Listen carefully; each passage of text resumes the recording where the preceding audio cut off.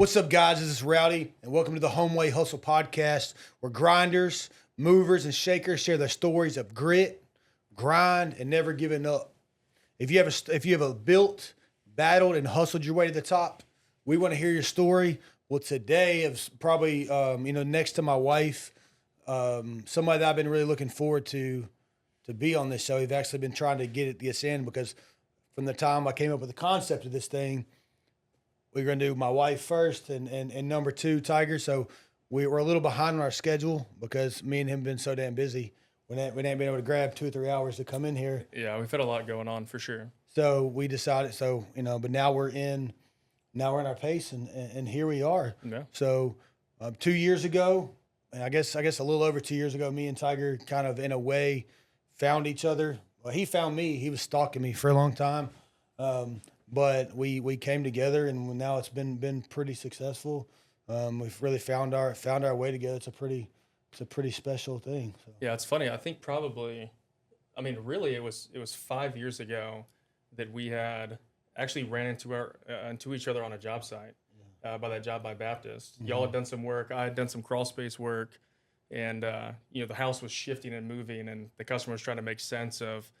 She had a pretty minor remodel from y'all, and she had a pretty minor foundation repair from me, but the other parts of her home were moving. Yeah. So, she was trying to play the game of who did what, and neither one of us were at fault. But we call it the who done it. WHUDUNNIT. That's right, the finger point game. And that was back when you were still in the old 2500 with the big wrap on it. Yeah, I probably didn't know what I was doing back then. No, I was still trying to figure it out. Yeah. Especially somebody's house started moving, I'm out.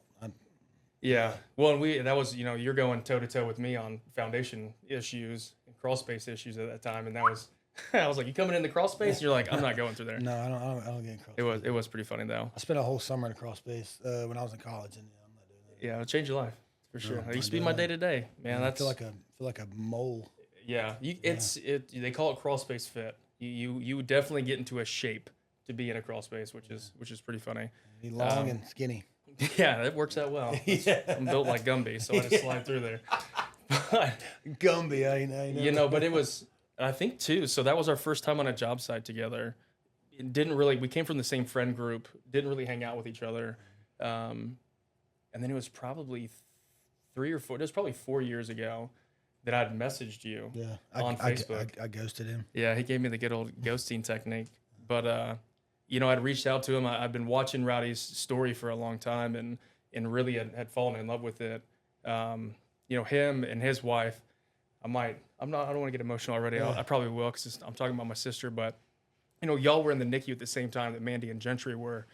So there was like this shared kind of like trauma bond that I'd felt, watching your story, and it seemed like nothing that you guys encountered, you were ever beaten up or shook by it. And I loved, I was very enthusiastic and very optimistic in my company that I was at, and I was kind of the rah-rah guy, and I loved watching, all of your rah-rahs on social media, and, I'd reached out to, I think I wanted to sit down and just like us talk and just. Here's your opportunity, sir. Yeah. Now here we are, flesh. Yeah. But yeah, so it was a little over 2 years ago. We finally kind of jumped in both feet. Yeah. How we actually got together was, I was looking for an estimator for that somebody that can know how to come in and do Xactimate estimates for our insurance side, and I put a post out, and he's like, well, I've been doing engineering stuff and doing all. I think I don't know how to do it, but I think I could figure it out.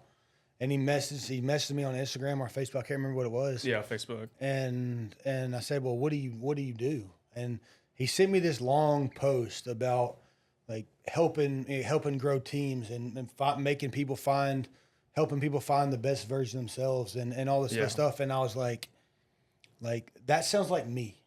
Yeah, we definitely speak the same language. And in around here, like most people that you don't really meet a whole lot of people in this small town that talk like that aren't already don't already have big businesses and things like that. So I was like, I don't know who this guy is, but I need to talk to him. And so and at the time too, I was in the process. I was kind of in a little bit of a limbo mode. I was starting a few of my own things, trying to get those up and off the ground. I was working for Emron and Neil Speaky out in Carville with Tuscan, and helping them doing some of their national dealer development coaching, and helping run the day-to-day of their local operation. But coming from the crawl space world with crawl space waterproofing and foundation repair and support, both on commercial and residential applications, I knew that there was an aspect for me that, was a thing that was always, it was kind of a thing that grind my gears when I was at Redeemers Group. We were the contractor before the contractor, and I loved my network that I was in, and I loved being a part of Redeemers Group. I still do. I love and cherish all those people that are there. Rosie and Clint and Jonathan and all the people from my old network. They still reach out and support, our mission that we have today, which is fantastic. That's great. But I always, I kind of turned into this, Mr. Fix-It whenever we broke something. And I loved that aspect of it too, being the other contractor, and this was really my opportunity to kind of jump into it. And I knew that I didn't have, even with my other accolades, team building and culture building is probably one of the biggest things that I have as kind of a thing underneath my belt. And so that piece, I knew you were trying to build a big team, and I wasn't really quite sure how big your team was even at the time. I didn't even know how big the company was. And you're like, do you know how to do estimation with insurance claims restoration? Yeah, so it's funny. He still pronounces it wrong. What is it? It's exactimate, but he. I'll probably ruin that for him. He always give exactimate. I was like, yeah, that's how I know this guy doesn't know anything about this. He started asking me about insurance claims process. You're like, so what about ACV versus RCV policies? And I was like, yeah, man, they're great. I think they're fantastic. The ultimate fake it till you make it. So you start talking about like recoverable and non-recoverable. I think I still mess that up to this day. Probably. But it's fun. I think that the biggest thing was, and this may sound very strange, but Rowdy and I's energies and Becca's, our energies just really aligned, and we just really clicked together as people, and it turned into one of these things where I was like, I don't even care what he's doing.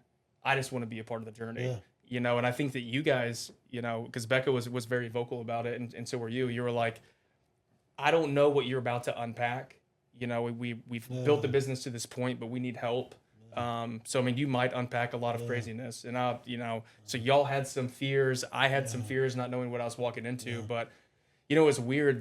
The foundation of our relationship was purely built on business. Me come in, see what's going on, evaluate what's going on, and see how we can kind of get this up and going and off the ground, from where it was at the time. Yeah. So I'll step back just for 1 second and ask you, you talked about this at first, was you wanted to, you are always the guy that come in, the house is sinking, or whatever. Yeah. Like, we're going to come in and we're going to level it. But there wasn't much, how do I say it? Like when you go in and you remodel a bathroom, you see it. There's tangible, like, sure. This thing is beautiful. Like when you go, one thing I like doing myself, I love building fences. I don't know why, I just do. I like doing it myself. We don't do it because it's a very gritty job, and it's very competitive and hard to manage it. But as a scalable, there are companies that scale it, but that's all that they do. And I don't really want to bolt it on as anything here, but I like building fences because you can put up a fence in a very short amount of time. You can do, like, 2 guys can put up a couple 100 feet of fence in a day, and like you really see it. But you said when you were at Redeemers Group and doing the structural stuff, like you didn't really get to see the fruit. It wasn't like super pretty, like the fruits of your labor. Yeah. And that was something I remember you were excited about was, beforehand we go in, we'll level the house, fix the structure, but I'm really excited about being able to really see the tangible. So talk about that, like being the structural guy, just putting in lumber, putting in the pilings, all that stuff.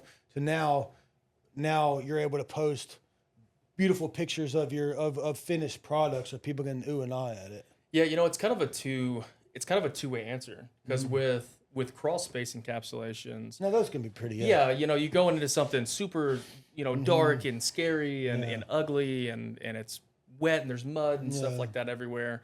And then you truly are making it look beautiful, and it's crazy. And even on some of the like the B2B stuff, the Basement to Beautiful things, you can do some fantastic work and really transform the look of something.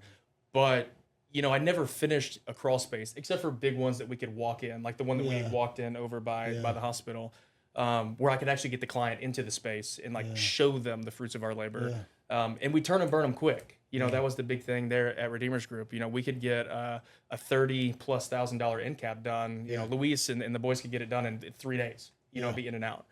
But on the structural side, when you have peers and someone just bought a $60,000, $70,000, $80,000 job, and I'm burying them, underground underneath their footing. And do I level the house out? There's times that we can, but there's certainly times that we can't. And navigating those objections with a client where you don't, they tangibly can't see the fruits of your labor, even though you did all this work and it was exceptionally hard. They couldn't really see the change. But you talk about stabilization, like it'll never move again. Yeah. So now you got to get someone to come in and make it look pretty, fix the brick, fix whatever it is. Even on the inside of the house, that was tough. Yeah. And I felt like there was probably a lot of times where, I know every time someone was happy, when we got done executing our work, just for the peace of mind value alone. And we had a fantastic team over there. But, the kind of the caveat to that was watching y'all's work and see something be really ugly. And then all of a sudden I'm like, well, how the heck did they even do that? That is truly, it's transformational. And then once we kind of got into it together, seeing some of the emotion on some of these clients' faces where we're, transitioning a bathroom to be ADA compliant for a family member is huge. Even we did the one where Josh was like, I want to build this ramp. And that wasn't something that we even do, but it was like, okay, like if you feel for it, then I want to do it. And just watching that client's reaction to that was, I mean, really, it was moving. So it's different. This was something that was really, it had captivated me. My older brother, Ryan, he's a general contractor down in Biloxi. And so, knowing kind of all the beautiful work that Ryan's spitting out down in Biloxi and, wanting to kind of jump into that arena and be a part of a movement like that. But knowing that, it's strange. I don't operate well by myself. I never have. And I have to have, someone next to me that, my energy can feed off of. We talk about it a lot. The things that empty my cup out really fill yours up. So, if you want to go fast, go by yourself. If you want to go far, go with somebody. For sure. Because that's our, what you're good at is not what I'm good at, and what I'm good at is what you're not good at. For sure. At least you don't. I think you could be good at it, you just don't like it. So, yeah, and it's we did the quad test of the things that I may like, or I don't like, but I may be good at, and I just all of us have kind of made that decision for the business of like. This is my gear. Yeah, do the things that make you happy. So, it's the way that the one thing that I've always thought was just crazy about it. I still to this day don't really understand is, and I don't mean this in any negative way. And this like your parents worked really hard and you grew up in most the later half of your childhood pretty privileged. Childhood, your mom and dad were very successful business people, and y'all had a lot of stuff, and you were going to college and being a firefighter. As somebody who was so good at school and knew and wanted to get into business, what made you decide to go into public service at the same time? I think where I kind of found. I think that everyone in life needs to do what really calls and weighs on their heart. And one of the things that I found out, so my time in the fire service really started because I had to have volunteer hours at my private school that I went to. And so I started volunteering at my local fire department. And, there was just something with it that really pulled me in when it's someone's, it's their time of need. This is the lowest point that they feel like they'll ever be at in their life. And to be able to step in and just kind of just be there, whether it's I'm actually the one solving the problem for them and performing, whatever the life-saving aid is, or if I'm there as supplementary. It just really sucked me in. And it's, for me, and you see this in business now with us being in business together, when I'm in something, I go both feet in. There's no holding back. And when I got into the fire service, I really started, making a pretty good name for myself. And it was intoxicating. Yeah. You know, and that adrenaline rush with everything. And, you know, I had a great captain at my station, Captain Alan Papel, and a fantastic Lieutenant Brandon Bagwell. And then all the guys, Mikey and all the other guys, you know, it really just kind of sucked me in, and I got so ingrained in that life, but it's a very taxing life as well. And I think that emotionally for me, you know, I started, Kennedy was coming along, my daughter, and just emotionally I couldn't handle it anymore, you know, and so that's when I started to get out of that industry.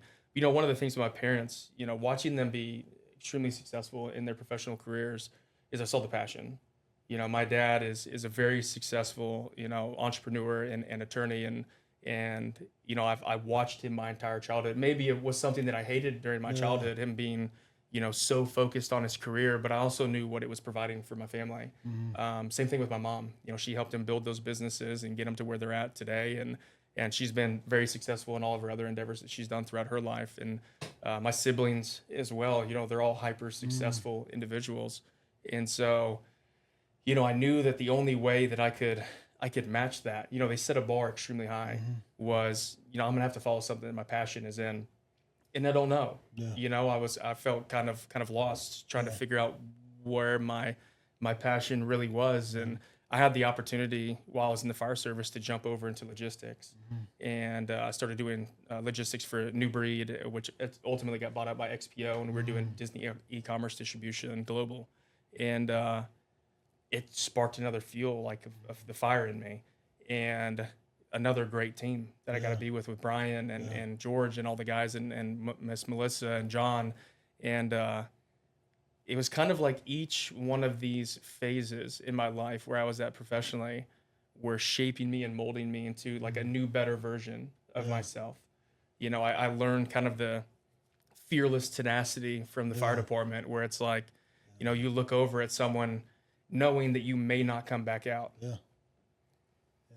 You know, but you're going to do it. And then when I got into logistics, I'm not going to get emotional. I'm the emotional one out of us. You know, when I got into logistics, it was easy. It's, you know, it's an equation.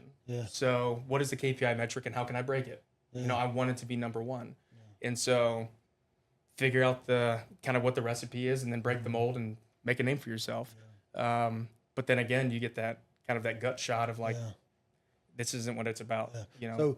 So you know, something that you're really good at now, and you know, something that you've always done is team. For sure. So, you know, you played lacrosse and played other teams, so that's where you got.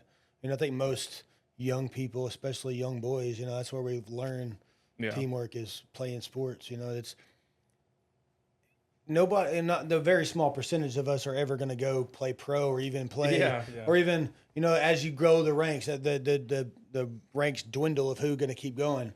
But as a kid, you know, playing baseball, playing football, that's where we start learning our teamwork. So when you got to the fire department and learning teamwork there, so tell me about how being a team player and like this type of leadership in teams in a fire department, how does that convert over to business, and how does it not? Because I know it's two totally a lot. Obviously, they cross in the Venn diagram somewhere, but there's definitely two totally separate things. So I would say kind of how they cross paths in similarity is a structure is a big thing. You know, we have an org chart here with a structure of hierarchy.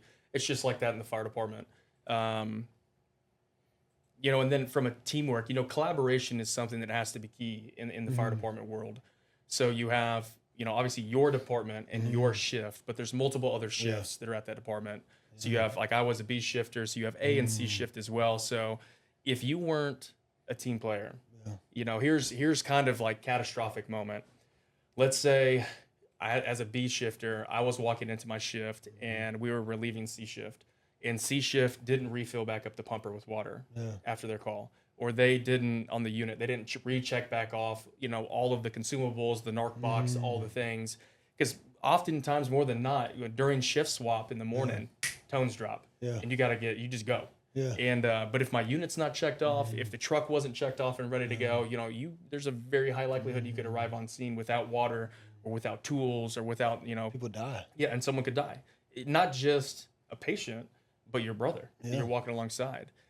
And so, they really kind of drove that into our brain, that power of teamwork and how to support the other team. We had to do our station duties and pick up after ourselves and all the things. Yeah. It's funny, talking about like filling up and doing all that stuff. It's like, I learned that in the restaurant industry. Yeah. A lot different, like little different. Not restock bar back. Not filling up the pumper truck or not restocking the med box in there. A lot different than somebody, not stocking the sugar back or not doing this. But it's the same thing. It's the next morning. You'd close and you'd open. Everybody worked both shifts. But what's funny is like the girls are a lot of people, but. I don't mean that, but like the people that open, there are a lot of people that they work lunches every day. Mm-hmm. And man, you get in there you get there in the morning, especially the old head girls they worked at the same restaurant for 20 years and that's their stuff. Yeah. And they get in there and this stuff's not in the right place. Oh, they're cussing and lose their mind. And they're going to look at the schedule, who closed last night, and they're on the phone calling and cussing. So I could only imagine if the next medic or whoever got on the unit the next morning and something didn't restock, I can imagine there was a lot of words flying around. Yeah, and everyone has their kind of spot where they like things, especially whether you're an engine guy, a truckie, or you're on the unit, dedicated to the unit. But that camaraderie was huge in the fire service. Mm-hmm. It's different going to work every day and not knowing if you're going to come home. Yeah. And it's also very different knowing, when you are at work, that if I don't uphold my end of the bargain, if I don't pull my weight, then there's the potential that the guy sitting next to me, he's not going to go home. And I don't want that to happen, and none of them want that to happen. And so it's weird, that life and death situation. You see me do it all the time in our leadership where, I try to make the kind of the parallel between the two where I'm like, I understand that this isn't life and death. However, this is for us.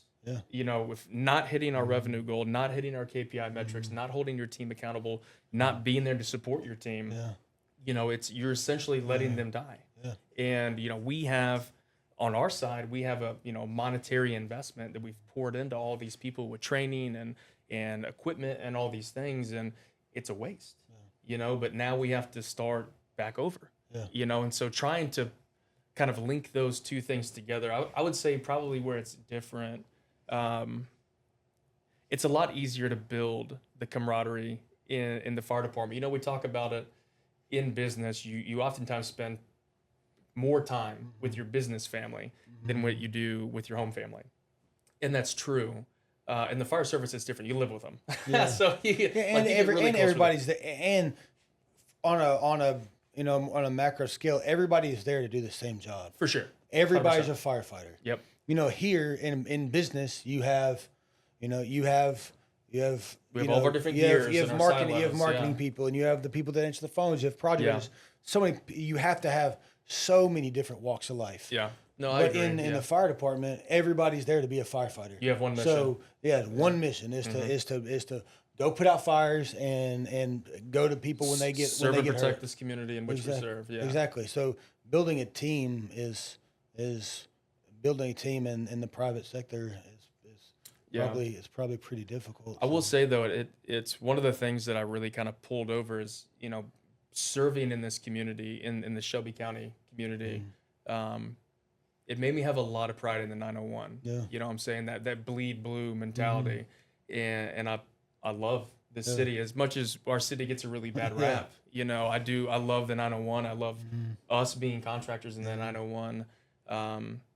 So there is a similarity there where, the same pride that me and all the guys and girls, took with serving the community, I see our team have that here with being, we want to be the most reputable, not just general contractor, but restoration general contractor and remodeler here in this area. And really lift up the 901 to showcase, not only the people in this city, in this community, but the nation. That there's a lot of great things here in this community as well. It's not just all the things that you see on media. Getting into, like you said, about like things being life and death. Yeah. I remember I had a customer a couple years ago that we did his bathroom. Okay, and he was a commercial airline. Well, he was a commercial airline pilot. He was a military pilot, then went commercial, then flew for FedEx, retired at FedEx. And I remember he picked out some very, very expensive tile. for his bathroom. So I ordered it very tight because I didn't want him to have, and he was very tight on his money. Yeah. And so I didn't want to I had to weigh the means of like running short or over ordering, and the tile we ordered wasn't. It wasn't returnable. Yeah. And so I was like, and we're not going to use it again. Well, I ordered it, so I ordered it kind of tight, and then he made changes. Mm-hmm. So we ended up short, and he was off the rails about us not knowing how to order tile. Like, it was bad, and I had to explain to him. I was like, I'm not gonna say his name, but I was like, look, I understand that for the last 40 years, you've either had hundreds of people or millions of dollars worth of things in your possession. Yeah, your fingertips. And any decision affected hundreds of lives or millions of dollars worth of stuff. I get it. But we're remodeling your bathroom. I made the phone call. The extra box of tiles on the way. It's coming. It's going to be okay. So like people who work in, public service, obviously being in the military, obviously that puts a lot of military fire department very close. Yeah, and police service, same thing. Yeah, and then going to being a commercial airline pilot and then going to FedEx, like obviously very stringent. I heard somebody talk about the other day why everybody knows why airline maintenance is important, but for sure they said, in your car, something breaks down, you can just pull over the side of the road. There's no pulling over the side of the road. Let me land on this cloud real quick. Exactly. So, those type of people have to be stringent. It's built into them. If they make the wrong decision, hundreds of people die or millions of dollars are lost. Well, and stuff. It's so you saying that though makes me think about me. So in the fire service industry, I did residential, municipality fire, but my specialty was air crash, was ARF, so industrial and aerospace fire suppression, and watching those guys, and us, our process was very regimented. You guys make fun of me all that time. I'm like kind of like a square. I'm just like like a robot. The AI Tiger. Thanks, Ryan. And but I'm very. Ryan, is your mic? Can your mic cut in? It's not on right now, but I do have one. Yeah, we need to get her mic hooked up. Yeah, we got to get mic. Yeah, so we can talk to our Jamie. Yeah, right. Yeah, right. Anybody that watch Rogan, they always talk about get Jamie. Jamie, put on the screen. Yeah, well, Ryan is our Jamie. So, So we'll introduce Ryan soon. I do have a Ryan cam on here. Do you really? Cam? Yeah. Oh, we need that. So we can see her shake right. She's like, I can't do this. Put it on for a second. Yeah. But having that regimented process, on the fire department, you follow it to a T. Yeah. And there's no deviation from it. Airline pilots, my stepdad, he's a 777 pilot, and so there's no deviation from the process. And it's looking at it in that sector, I think we were having dinner over at my parents' house, and they were talking about a plane. They were flying over Alaska, and the engine failed. And I was telling my stepdad this story because my friend Bart is a loadmaster, and he flies internationally and carries loads. There's only like a handful of them that do it. And I met him at your house. Yeah, you met Bart at my house. Yeah. And he was talking about. Well, now I won't tell the story. Well, I was like, man, that's so crazy. So what happened? He's like, well, if y'all want some good tequila from Mexico, call me. I got you. Yeah, we can get access. And but Bart's like, yeah, total engine failure. So we had to do emergency, landing. And I was like, I would be freaking out. Like, what were you doing? And he was like, well, it's part of the process. Yeah. Just follow the process. Pilots know what to do, so they take the plane and land it and stuff like that. And I'm explaining it to my stepdad, and he's just not amused. Like nothing. It doesn't get him fired up. He's like, well, yeah. I mean, all you got to do is do this. And you land a plane. It's simple, and they take the engine off and they put a new engine on and do this and that. And I'm like, is no one freaked out right now?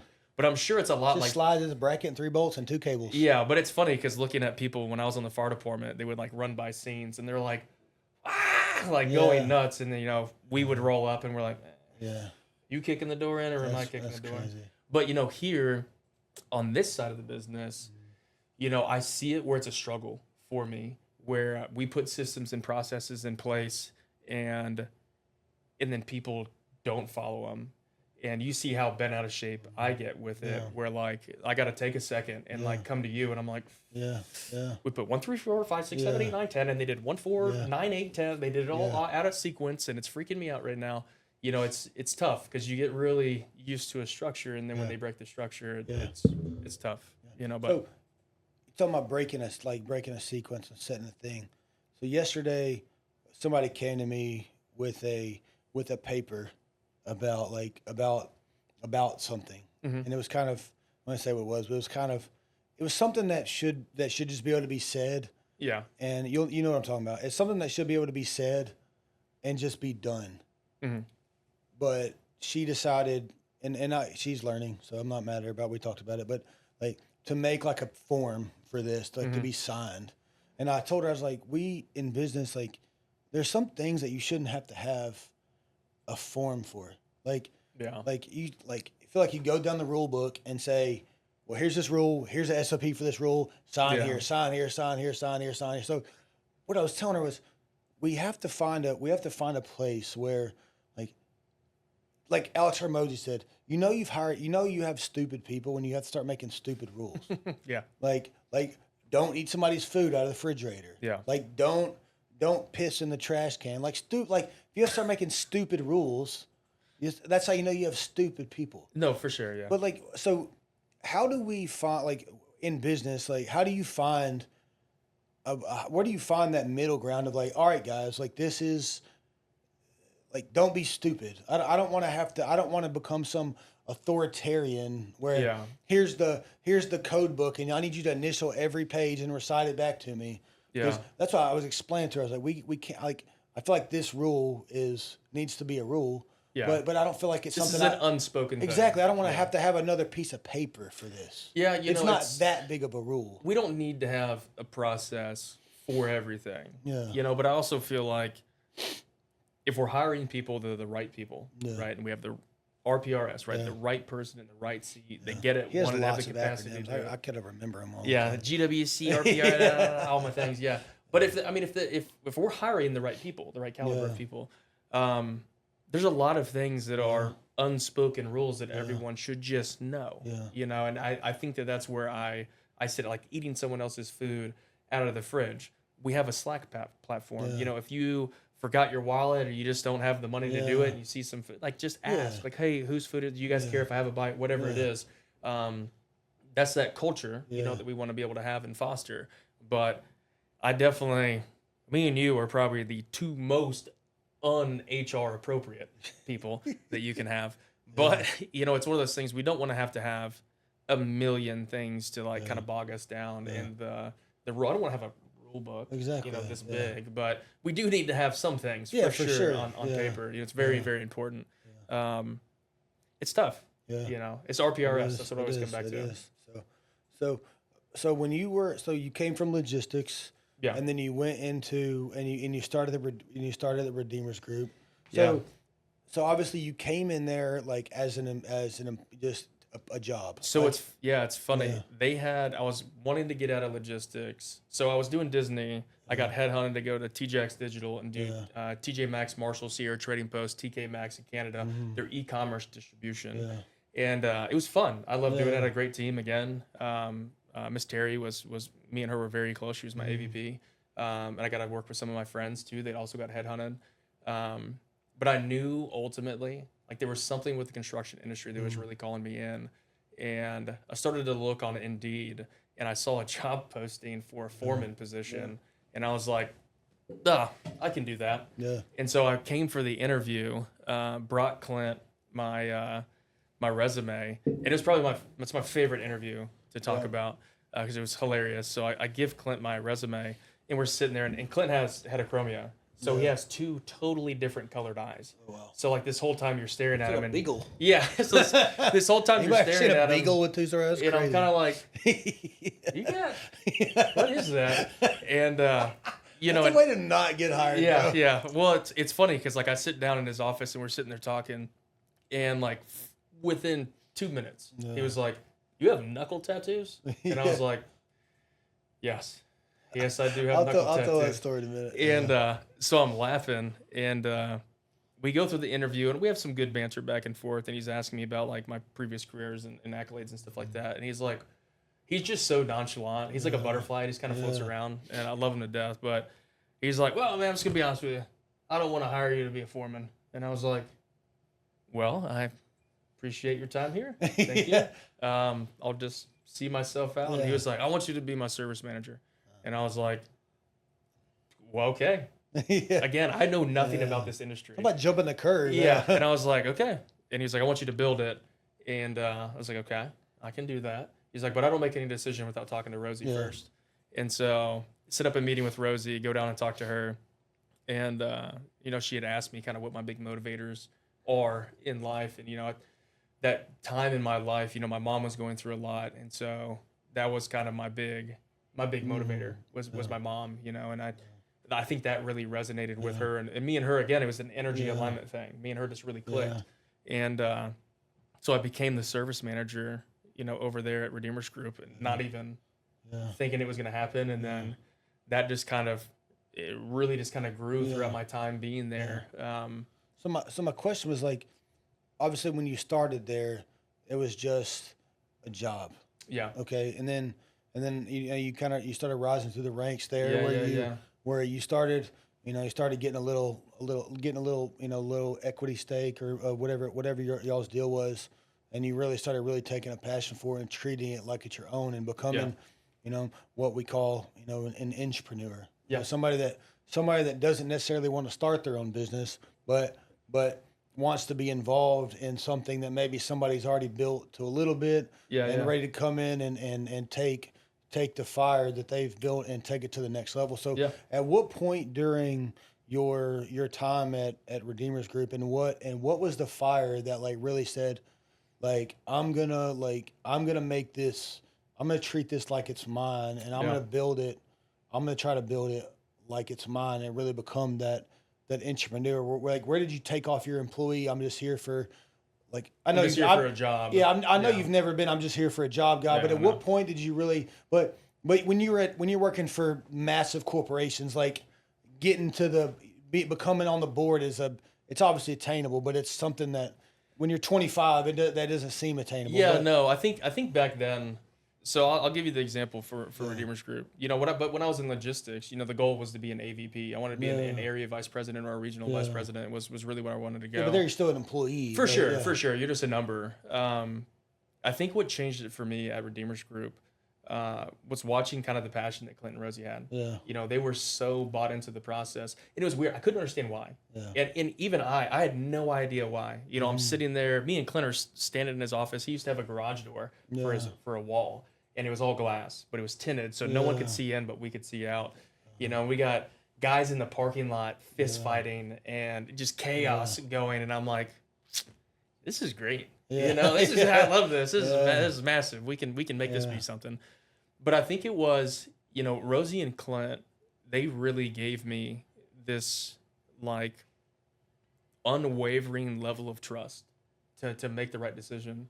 And even when I failed, on things that I was doing, they were always there to kind of lift me back up and dust me off, because I was driving so hard. I just wanted to kind of prove a point to them. Value to me is the big thing. Yeah. That's my fear in life, is feeling like someone doesn't value me. Yeah. And so I wanted to feel valued by them. And I think that drove a lot of my decisions and kind of my tenacity. Yeah. But the network that we were a part of with SupportWorks and Contractor Nation, really SupportWorks really kind of solidified it for me. They're from my hometown in Omaha, Nebraska, and I met them, and it was kind of like meeting just extended family. Yeah. And then as we continued to grow the business, they really jumped in to all the things that we were doing in our day-to-day. And it's funny because throughout all my professional career, I never had a leader that was over me, that kind of wanted to step in and protect me from something.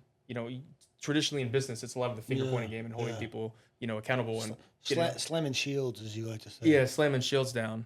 And I remember the exact moment. We were on a Zoom call with one of our suppliers that was also trying to help mentor me through some things, and they were in the wrong.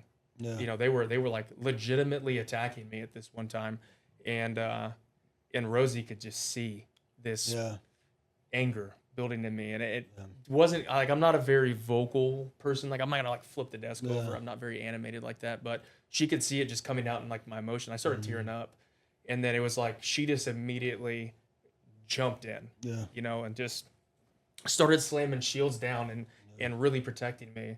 And I think it was that moment where I was like, okay, I'm here, I'm in. What do you need? I'll protect you to the end of Yeah. time, even to this day. I mean, she's one of my closest friends. She's like my sister. I love her to death. But I think that was my moment where like I really just kind of got sucked in even deeper. Drank the Kool-Aid, as everyone says. Welcome to Jonestown. Yeah, welcome to Jonestown. And but I think what also helped, having a good culture in a business is extremely intoxicating. And the team that we had was and still is to this day. They're over there killing it. But they knew how much I bled for them, and I would go to the ends of the world to protect them. And so my team would do the same thing for me, and that was powerful. Because that meant I didn't care about the late night drives to Hot Springs Village and being on a job site till 1-2 o'clock in the morning to drive back to Memphis to be back to work. It's just that's what kind of sucked me in, and it's kind of like here. Me and you had that change about a year ago, where I remember Becca asking that question, which probably leads into your knuckle tats thing from when we first met. But Becca was really questioning, because I was the most expensive thing you guys had ever had at the time, and she was really questioning the value. Which for me, it really just kind of pushed me to be like, you want to question the value. Well, it's just we don't understand. Like no, for sure. Yeah, we don't. But it was one of those like, I'll prove to you. Yeah, I'll prove to you what can happen. Exactly. And but it was funny. I think that as we kind of went through that year, the three of us, it was just we kind of got so sucked in. You guys saw how much I was bought into the process. I was bought into it purely off of like love and protection for you, because it was weird watching people like attack you and attack your character for no reason, people that didn't even know you. And I'm like, that's my business partner. Don't talk to him like that. And then now it's like that's my brother. You're definitely not going to talk to him like that. So I mean, it's different, Yeah. About the knuckle tattoos. It was when the first time we met was at Soulfish. No, was it Soulfish or Booyah's? Booyah's was second. That was number second. two. Yeah. So the first time we met. So at the time, like when I said like, this guy's gonna be estimator, then I was like, this guy sounds like me. I got to bring this guy in. I really wanted a number 2 guy. Like I really wanted a COO, somebody that could really help me put together the thing. But I didn't see that, and I didn't know, and I didn't think that I could. I didn't feel valuable enough to be able to track somebody like that. Yeah, and that was the thing. But the whole knuckle tattoos thing, I remember when I brought you in, we were sitting there, and I was like, we have a team, we're a construction company, and we have some guys that work here that kind of redneck, and they still are, but they're redneck. They're my rednecks, right? Yeah. It's like everybody's got that. I remember in high school, like there's like these like nerdy kids, and I'm like, yeah, they're nerds, but those are my nerds. Yeah, they're mine. Don't mess. Yeah, with don't them. touch them. Yeah, don't mess with those people. I was always the big kid, but I always like made sure nobody messed. For sure. Like I hated bullies. Yeah. Man, I remember there were some guys and it was an accounting class in 11th grade. There was this girl named I'm not gonna say her name. Sorry. I don't want. She'll never see this. But I'm not gonna say her name. But she was just a very quiet. Yeah. She was the girl that had the big backpack that like did the Naruto run across down the. She was just a different girl. She didn't mess with nobody as long as you didn't mess with her. Yeah. And she would, and this guy would come in and try to talk to her, like hey, and she would shut up, leave me alone, and he would get mad about it and like start like berating her. Yeah. I'm just like, dude, like we're not doing like that. just leave her alone. Like the girl does not want to talk. If you don't talk to her, she's not going to talk to you. Right. Like just leave her alone.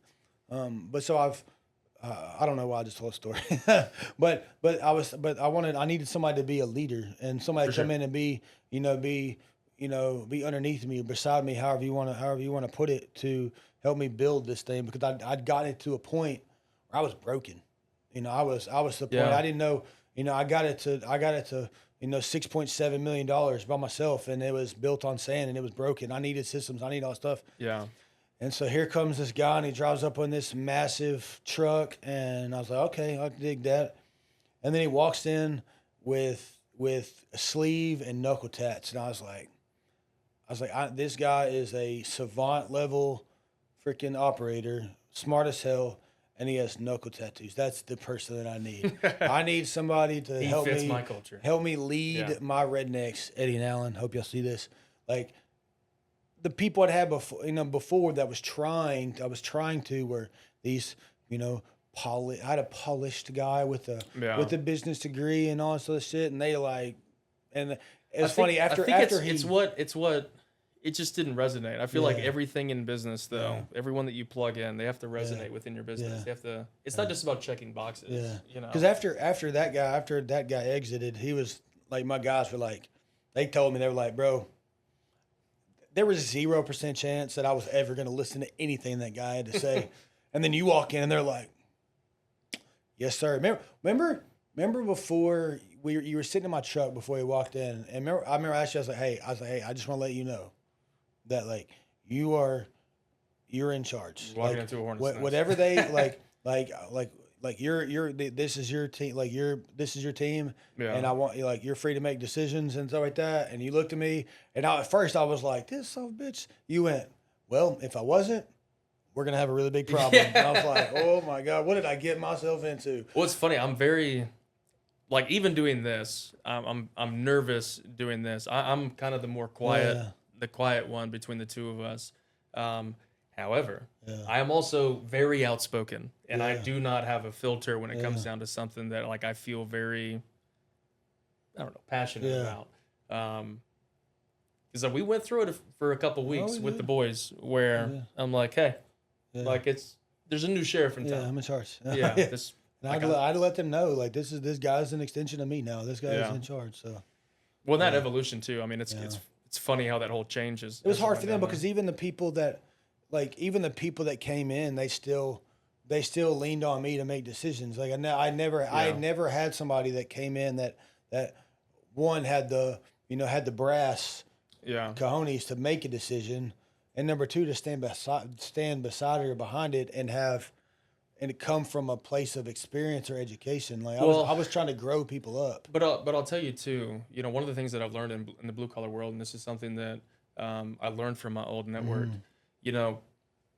Most blue collar guys are not looking for some dictator to come in and bark and scream at them. It never ends up well. I mean, there's a million TikTok videos where people make fun of like some foreman that's like that, or superintendent that's like that, or some leader that's like that.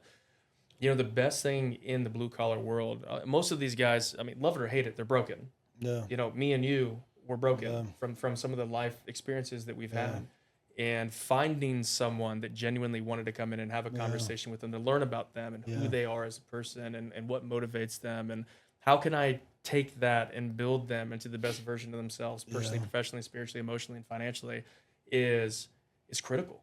And I don't think that those guys, you were so all over the place back then because you were having to juggle everything, that you had your moments where you could break away and do that, which is why so many of the boys were so loyal to you and the team was so loyal to you. But they really needed that, come sit down, let's talk. Yeah. Let's have a moment. I think they were so loyal, and they still loyal to me because I always, like, no matter how bad it got, I figured it out. I found a freaking way to make it happen. I found a way to make payroll. I found a way to get this project done. I found a way to do this, and that's like a lot of these guys. We got guys here now that I'm so proud of. When they started here, they were driving old beat up pickup trucks and cashing their checks at the liquor store on a Friday. And now these guys have Homes these guys have mortgages and credit cards and 401ks and I don't want to beat my chest about it, but I take pride in that I was able in some way to attribute to those people growing, because helping people that's my thing. I say it all the time. It's like, I love people more than I love money, and I freaking love money. Yeah. And so that's something that I really, really, really like am passionate about, was trying to help grabbing those people up and finding a way to help them be successful. Like when they're short on their pay, when their paycheck was not enough to cover the bills for the week, they came in, can I borrow a couple $100? And I would give it to them. And hell, man, I can't even tell you how many couple $100 here and there I've given away with zero known that like I like 100% chance I'm not getting that back. But Right.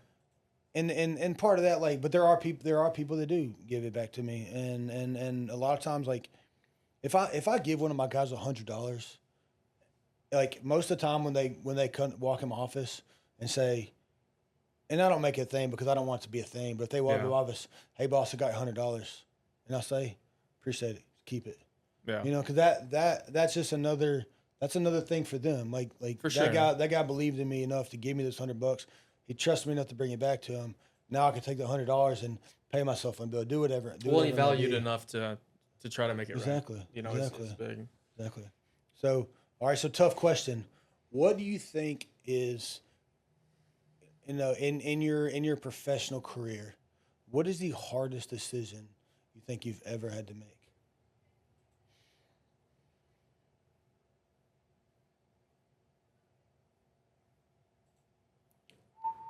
I know. I'm just kidding. I mean, there's been a lot. Yeah. You know, I would say I know the Yeah. exact moment. Yeah. We've talked about it before, and I always get emotional about it because that the team building aspect of me, you know, I it's like a piece of my heart and soul goes into it with these team members. As 2020, as COVID, you know, when we, you know, to kind of show that like how much the team building and the culture aspect means to me. You know, in 2020 at Redeemers Group, I was the last person that Rosie had kind of pulled in and sat down to talk about like we're going to have to do layoffs. And, you know, we had so many trucks on the road and so many guys, and our culture was so healthy. And I was proud, you know, of what, you know, we as a team had built.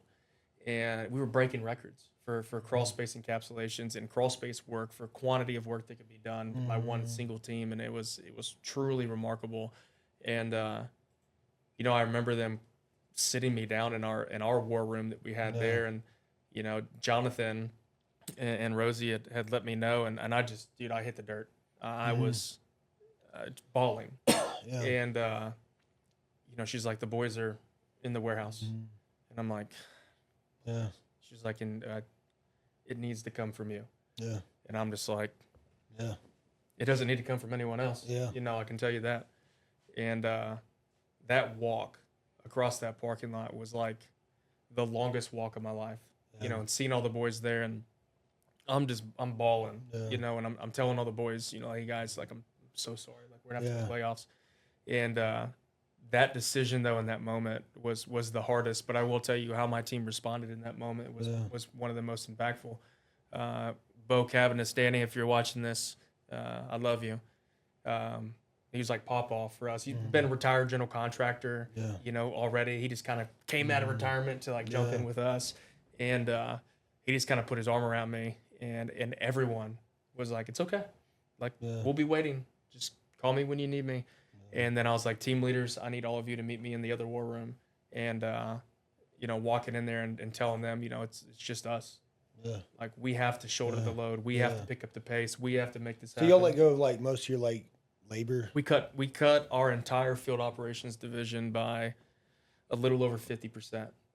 So all like the labor, all the labor people. I kept every team leader, and then I kept most of my co-team leaders. Then everyone else, you know, we had to separate from. And that was tough. That was really tough. So why did like our business, like at first it got really scary in 2020. Like I didn't know what was going to happen For sure. because we were, I didn't, you know, we were doing a lot of insurance work and bathroom work. And I'm like, well, what if people aren't going to be able, what if there's not adjusters in offices? What if there's not, how are we going to process claims? Adjusters are not going to want to come out to people's houses and all this other stuff. And it actually got better for us because what they did, they just sent every adjuster remote. And we just started doing. Yeah, it looks good. Tear it out. Literally, and they just started doing everything was via. That's what we did. We did virtuals. Yeah, everything was via virtual. All these inspections were via virtual. And then once all the workers like went home, like I feel like every time I went to somebody's house, like they're sitting in their dining room that they made. Where do you work at? I work at International Paper. I work at FedEx. Like everybody was working from home, and I feel like for us, people were so on the insurance claim side, stuff got a little bit easier because everybody was it slowed down for a little while. That March was scary as hell. Yeah, oh yeah. Because March, that was like when we didn't know, nobody really knew, like, pandemic. What the hell is that? Like, it was in 1905, like about to have the plague of wasps about to come. But nobody really knew what was happening, especially young people. Yeah. And we didn't know what was going to happen. So that was scary. But then April came and stuff actually started getting good because people started going home, because I feel like people, like homeowners, were home. So they're, number one, they're home. Mm-hmm. So that's the basis of it. And then two, they have time for contractors to come. Yeah. They're sitting there looking at their house. They're like, man, this place sucks. Yeah. You know, I need to fix it. I really hate that crack. See, well, this is what it ended up being for us. So what I'm saying is, like, why did we make the cut? Why did that industry, you think, go down? Like, it was weird. So, or were y'all y'all were just trying to prepare for it? We were preparing just in case it did. I got it. But it's size too. Yeah. Right. We were 5 times bigger. Yeah. You know, than what Homeway was at the time. You know, we had 80 plus employees. Yeah. And for us, you know, and we were turning and burning projects really quickly, and it turned into one of these things. You know, we were really afraid of, you know, we had just bought this big, massive building and just moved into it, and we have all this equipment and all these people and all this, you know, we think about vendor bills that we have. Where we're like, man, I got to make a $15,000 order for some tile. Dude, it was weekly that I'm bringing up support work. So I'm like, yeah, I got a $150,000 order. I need it here, but next week by Tuesday, please. And call, you know, Larry's team up in Connecticut and be like, I need another $150,000 for this. And so I think that I 100% believe that Rosie made the right decision. Yeah. We were my favorite phrase we were very thick in the hips as a company. And I think that we weren't operating at the level of efficiency that we probably could. I had a huge team, which felt really cool to go to conference and walk through the doors and be like, well, I got X amount of trucks on the road and I got all these guys and blah, blah, blah, blah, blah.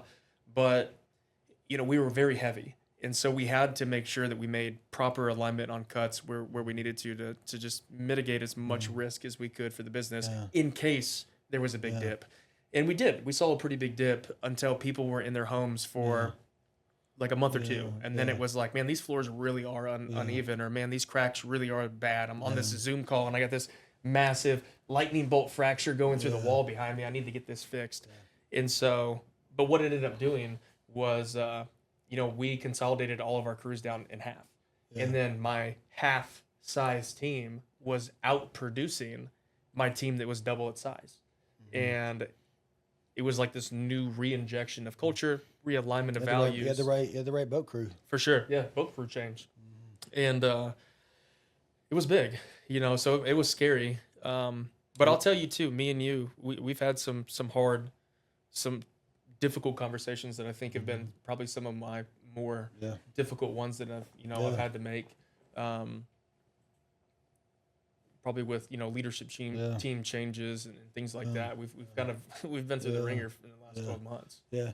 So what do you think, like, so from your transition from logistics to this, you've been in the corporate world, you've had, you know, big competitors, and then in Redeemers Group, you were part of a big network and obviously had local competitors. Yeah. And you had to separate yourself. You had to find a way to separate yourself from your competition. Right. There.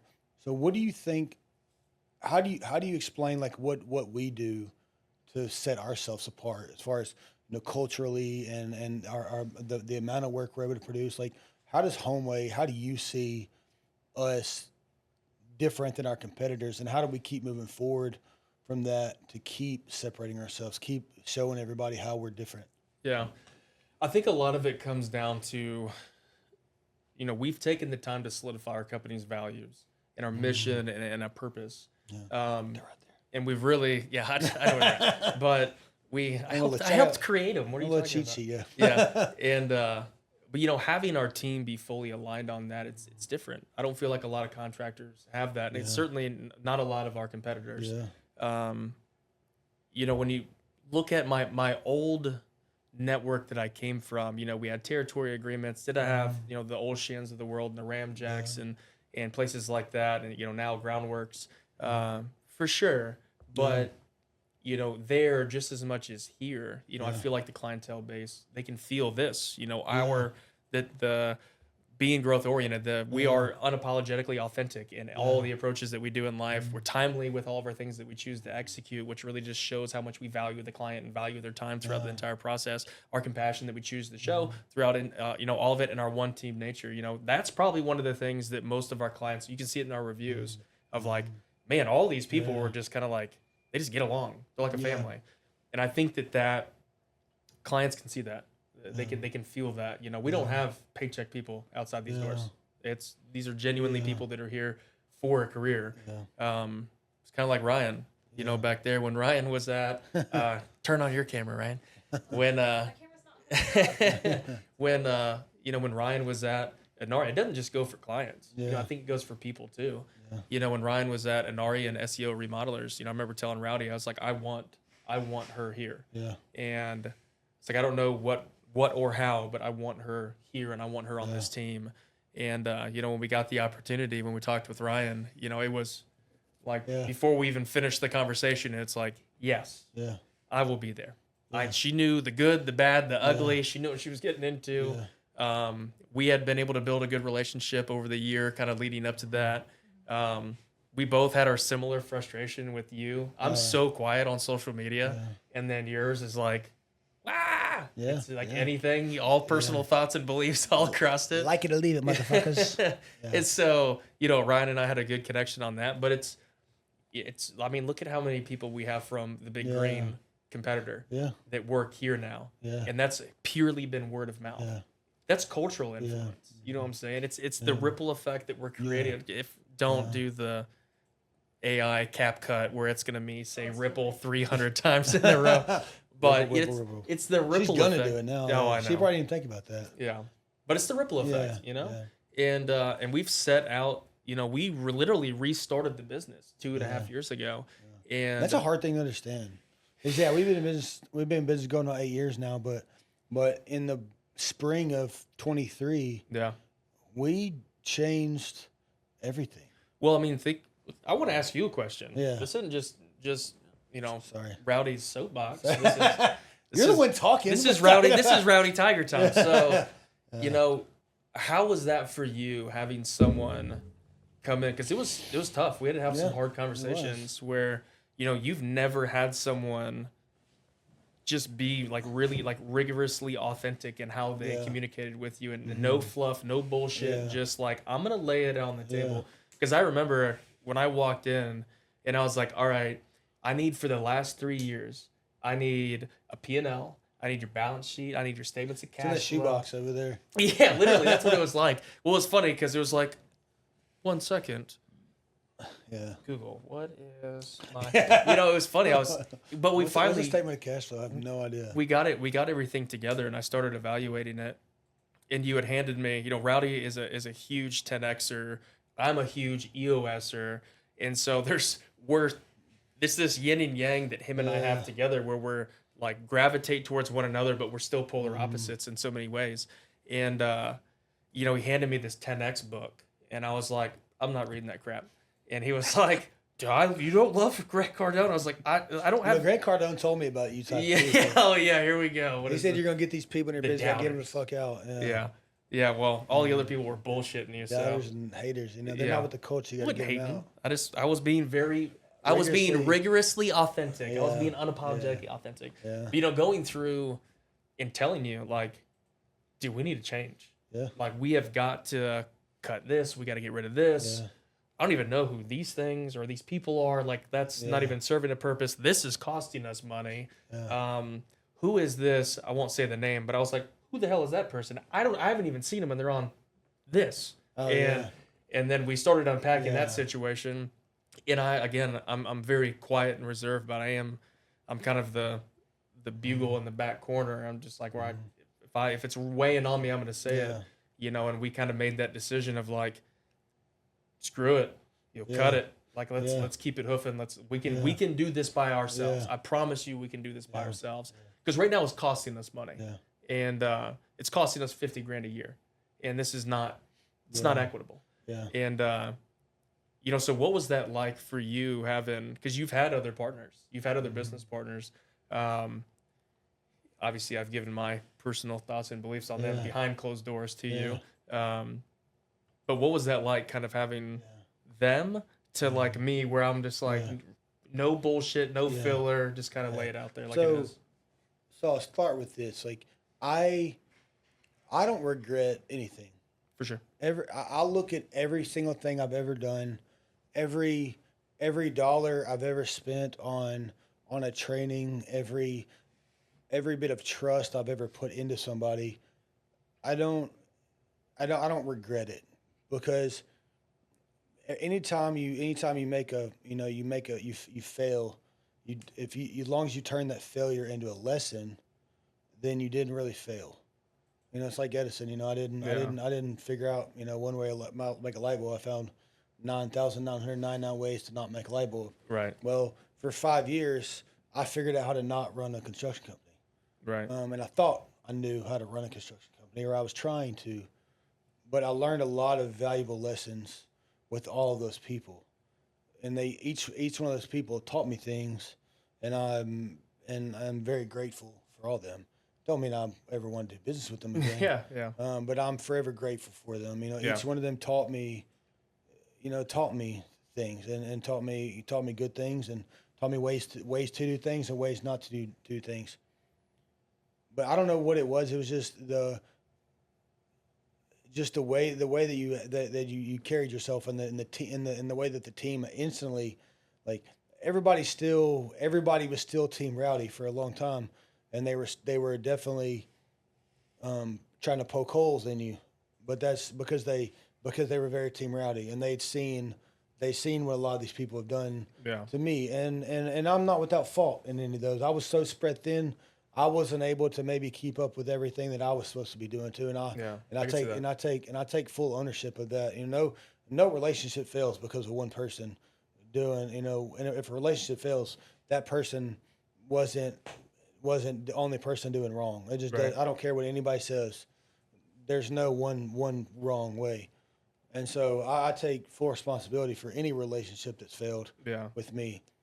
But when you find somebody that comes in and sits down and purely puts their head down and starts digging, and my idea, and I told you this, and you understand, it's like, after the first couple months, I was questioning myself. I was like, man, did I make the right decision? Did I make the right decision? Because we talked about that. Like, I thought that this person that I needed was going to come in and kick doors and do all this other shit. Right. Yeah. And that's because that was my blinder view of what that should be. Yeah.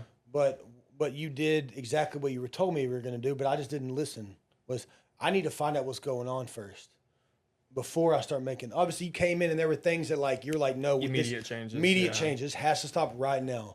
But there's still things to this day that, I don't want to say we procrastinated on, but we talked about them in the first couple of weeks of changes we need to make. But we've had to slowly make stuff, because we turned it on its head for sure shortly after that. But the business model that it had going, I learned that business model was not going to work. I don't care how you twist it. Yeah, it wasn't sustainable. I don't care how you twist it. Running a reconstruction only company, it cannot work. There's too much. It takes too much overhead to run it. It is impossible to do. Yeah. And so I decided you would have to have like unlimited capital injection. Yeah, and you would have to run. You'd have to run every. But even though, me and you sat down and did the math. If we did, how many people does it take to run this amount of projects retail?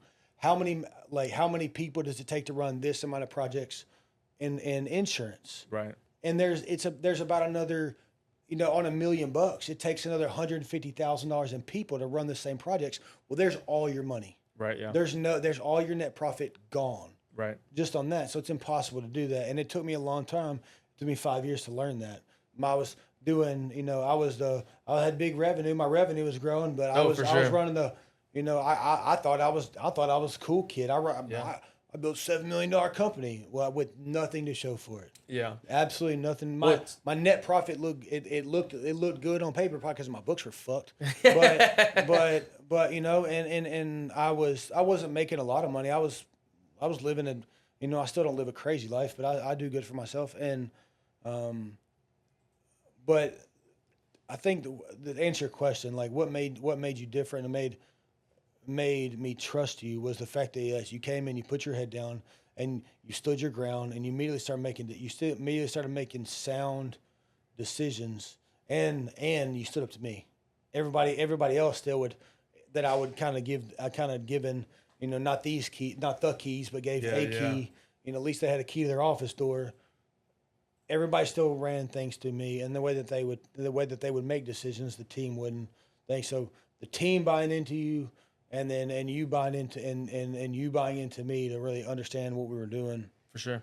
I think it's what set you apart, and made me realize that like I think this might be the guy that like I want to do this with, because you know it helped me because I've had big dreams and big aspirations, but when you start a business. Like anybody that starts a business, that especially a new business owner, like right now, me and you could leave here and go. We could do something $5 million next year, easy. Yeah. But when you first start a business, everybody says, you know, I want to build $1 million business. I did that the first year. I did that, and then the next year I did like 3, and then I did 4, and then I did, you know, got all the way to 6.7 by myself with no real leadership other than me. I was the only person there, and I did that. And I take a lot of passion in that. But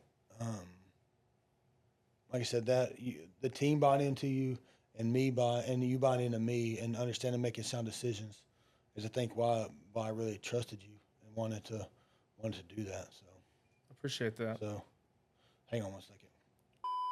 All right, guys. So we're gonna cut this for a second because the storm's rolling in. You know, his wife's calling. Kids need to go get picked up because the big storm's coming in. Apparently, hailstorm just hit. So we are going to continue this tomorrow. So if you wonder why tomorrow, our hair's grown out a little bit and we're in different clothes, that's because we will be. Yeah. So we're going to continue this tomorrow, pick back up, and keep on. So we'll see y'all in 1 second. What's going on, guys? Welcome back to the Homeway Hustle podcast, which is the back to part 2, I guess, of the original of me and Tiger's original podcast. We, you know, had to cut it short last week because of the storms coming in. Tornadoes were starting to pop up, and you know, his school's calling, his wife is calling, my wife's calling me, freaking out. So we decided to cut it short and go deal with business. But you know, we didn't float away, thank God. I think a lot of people did, and we've been watching, and we've been helping some people, and you know, hopefully everybody can. Yeah, get the their tornadoes were bad, together. the wind was bad, but the flooding since then has been the flooding was really terrible. Like when it came up really fast and they receded pretty quick, thank God. But you know, so there are a lot of people out there that are still dealing with flood waters and things like that, and we're trying to help educate people that you know this isn't just a flood water isn't what you don't just dry it up and just put it back. Like this is nasty water. Yeah. Actually had a buddy call me from MLGW earlier. They had some water flooded their office backs up to the parking garage, and the water got in there, and they just got air movers in there, and he's kind of concerned. He called me. I was like, well, you know, obviously it's MLGW. I can't just come down there and do work. So he's gonna try to figure out see if you'd be careful though when you set up air moving equipment. You don't know, what are you moving around? Exactly. Is there microbial in the air? Yeah. Especially when it evaporates. I mean, it's you got dirty ass outside water coming in, like soaking into your carpet and your sheetrock. That's just not drying. You know, that rainwater isn't just rainwater, especially when it's been on the ground. You got dog poop and pee and just dirt. I mean, dirt is what it is. It's dirty, so you got to be careful for sure with that. So I guess we're gonna kind of jump back into where we were before. You know, we kind of got to the end of the kind of where we kind of where you interjected in the story, and then we can kind of talk into now we kind of talk business a while, and then we're gonna jump back into kind of I guess is your why, like is your family. Why do you do that? So I guess the first question is how do you balance like you've done a lot. I mean, you kind of rose the ranks in another place, and you've been a firefighter, and obviously you had kids came after your firefighting career, but me and you both work a lot. We both work a lot of hours and are super passionate about what we got. So like we get really sucked into our work schedule. yeah. So let's talk about like how we balance like being a dad and being a husband, and then but still being present for our employees, because at the end of the day, everything that happens here, the buck stops with us. So we have to be present here, but we also have to draw that line and be present at the house too. It's tough. I mean, I've certainly, I'll start off with I've done it wrong. Yeah. I did it wrong for a long period of time. It's tough, when people talk about work-life balance or work-life integration, I feel like there needs to be a form or a semblance of both. You as an employer, but also if you're an employee somewhere, you want to be able to have a level of integration where there's you're incorporating your family into your work life and work somehow into your family life and things like that. But there also still needs to be a balance where where you can kind of cut the cord, and really have a separation of the two to really kind of recharge your batteries and get back into the mix of things. And it's tough. I would say, if you asked me this question 6 years ago, I'd probably give a totally different answer. You told me you used to work, they used to have to make you leave. Oh yeah, it was a problem. 6+ years ago, I was working 85 to 90 hours a week. I was constantly traveling around, going to whatever state it was that we were doing work in, or at conferences, or on the phone trying to help some of my friends with their businesses and things like that. And it turned into a problem where like my team was actively trying to push me out the door at the end of the day.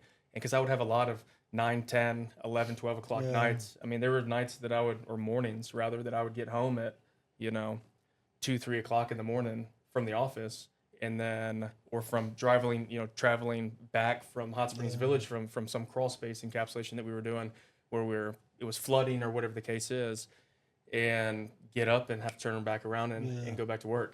And what is it about, like, you talk about Hot Springs Village a lot. Is there like a lot of work? Is there a lot of work over there? Yeah, it's because of. Or did y'all just have like a good presence there? No, we had a good presence, but we did a lot of work in there too. Yeah. So with the like big presence plus big need, I guess. Yes, with the soil classification being what it is, and it being such a rocky terrain environment, building the homes into that type of terrain is very difficult. So almost all of them have a basement. Southern builders, I'll preach this. Southern builders don't know how to build basements, and so they automatically leak. But then they also have these massive like walk-in style crawl spaces. And with it having such a heavy rock shelf, or a high rock shelf and heavy rock content, and a heavy clay comp in the soil, the water, it can't penetrate as well as what it might, in the, like out in the Great Plains. And so the water just sits. And then it flows, and it has to go somewhere, right? And a lot of times it would go into our encapsulations, or the pumps would fail, or it would get inundated with water. They needed more active pumping stations, whatever it was. So we did a lot of work there. And that was also one of like the longer drives that we would have, and it would never fail. It would be like 5:30 in the afternoon, and someone would call like, my water watch alarm's going off, and be like, ugh. And you just jump in your truck and start driving the 3-hour and 40-minute drive to the village to go, take the hockey puck off and set it aside and assess the pump and clean up a little bit of water, and then come back. I need an employee in Hot Springs Village. Yeah. We ran everything outside of Memphis, but it got to the point where even my network, they got involved in it, and they were having some pretty hard conversations with me. I'll never forget this day. I'm gonna try not to get emotional. I know my wife knows the conversation that I'm getting ready to say, but there was a conference that I got ready to go to, and I woke up to Sarah's ring, and she was done. Yeah. And I got kids, I got work, I got bills. I was like, I guess I'll handle this when I get home. Yeah. I went to conference, and I was sitting at the airport, and I remember Rosie looking at me, and she was like, "What's wrong?" And I pulled the ring out of my pocket, and she was like, "Oh my God." Yeah, you go home. Yeah. And so, we went to the conference, and I got back, and it was kind of like one of those like all your stuff's gone style scenarios. Sarah's not there, my kids aren't there, and I really had to rebalance. Not just what did work mean to me, but what was my purpose? What was my personal purpose? And I've always had that. It's kind of like that entrepreneur piece where you get so passionate about either your dream or someone else's dream. You pour everything that you have into it, and you forget about maybe your own dreams and your own aspirations and your own, you know, desires. And so it was tough, you know, and I had to have a really big realignment on with my family on, you know, what meant the most to Sarah and I.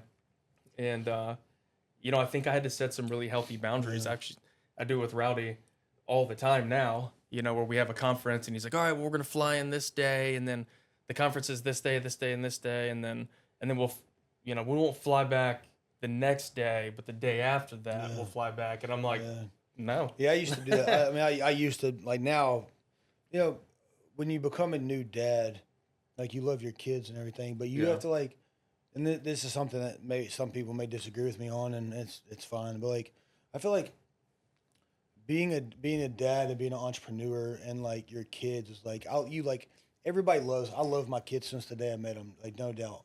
But like, a dad's love is like, I said, this is probably a very controversial thing for me to say, but like, in my fatherhood journey, because I had a very rocky start to my fatherhood journey, like, for sure, like fatherhood, like, it was like, it's like a learned thing.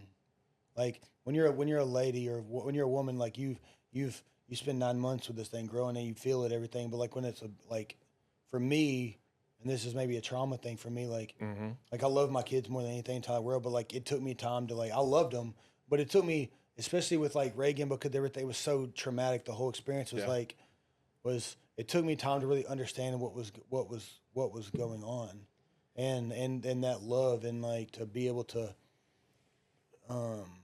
really take for granted that. And I remember I used to say, you know, couldn't wait to go somewhere like that, you know, as a, you know, guy, like, hell yeah, man, 3 days without my kids. And then, like, by the end of the first day, you're like, damn, I miss my kids. Oh, no. You know, and that's how I feel now. And I, like I said, we were just talking about earlier, like, yeah, I used to want to do that. Like, we're going to Vegas, we're going to Scottsdale, we're going to go a day early, we're going to stay a day late. And, like, now I'm just like, dude, I'm ready to get back home. What's the latest I can leave? What's the quickest I can get home? Yeah. Not that what we're going to, because I know, Alex, you're going to be watching this. Yeah. We love Evolve. We love all of our things. You know, Shane, we love going to all of our training and our things like that. But there is a large piece to it where, you know, our time with our family is also vastly important to us. I think we're actually going to be taking a page out of Alex's book where we got to figure out a way to, you know, figure it out, because it's, you know, for Alex, due to when he goes on a trip that I think it's longer than 3 days, his wife and his daughter come with him. And I love that. The difference is between Rowdy and I, it would be 2 plus 6 children. So we have a lot, potentially 7 kids if Kennedy is able to make the trip and she doesn't have cheer. But, you know, it is tough. So what I'm going to give you my response that my therapist, my psychologist, all my instructors at the Hoffman Institute, that they laid on me. It's a pattern, right? It's a pattern that's established on you. You have a friend, I'm not going to say his name because I know he's going to watch this video. He manages his kids and his time with his kids totally different than how either one of us would. We've talked about stories of, like, why would I teach my kid this? I could just pay someone else to do it. Like, that's a different mindset, right, to be within. So what I'll say, like, your response to it, you know, call it a trauma response. You can. I feel like it's more of a pattern, you know. And for me, you know, it was hard for me to figure out fatherhood at a younger age too, because I had Kennedy when I was younger, in my early 20s, but you know, younger compared to some people, and you know, the pattern that was established onto me for my parents. You know, everyone saw, we kind of talked about it before, how, like, everyone saw the success, you know, and everyone thought it was cool to come see my parents' house and the boat garage and the boat and the basketball court and the putting green and the pool and all the, like, all the fun stuff. And that's neat, but they didn't know all the things that it took to get, you know, our family to that point. And there were sacrifices that they had to make. And that meant time, you know, was their sacrifice. And for the, I guess, you know, call it greater good of the family or whatever it was, to put us in a lifestyle or a position that was different than most. And everybody sees the boat, but they don't see the work it took to get the boat. For sure. You know, and so I had a pattern there for a long time where I was following the pattern that was established onto me by my father. And that was to really be a workaholic. Like, just go grind it out. Just go knock out as many things that you can and be as successful as you possibly can. If you're in your 20s and early 30s and you don't have kids, hell yeah, you Oh, should dude, be. yeah, You should burn be the working, midnight oil, baby. You should be working 100 hours a week For sure. But once you have, but you know, once you have kids and a wife, like, You got to back it down. Then you got to be more strategic. You got to be more strategic about it. You know, you got to get up earlier. Yeah. And if you're gonna do that, you got to go to work when they're still sleeping. For sure. You know, I think that kind of realignment, because I didn't realize that I was in that pattern until, you know, I'm going to say until someone brought it to my attention. Everyone was bringing it to my attention, but I don't think that it really resonated with me to its entirety. Probably till I went to the Hoffman, Experience Institute in Petaluma, California. And then, you're sitting there for a week living in, like, embracing the suck of all the things that you have screwed up, or the screwed up life that you've went through, and the traumatic experiences and things like that. And I started to really realize that I had a pattern of, I had a fear of failure and a fear of not being valued. And my pattern in my response was that I just worked to prove the value, or prove the need, or prove the whatever. And that was tough. When I, like, for my work schedule, like, it's 5:45.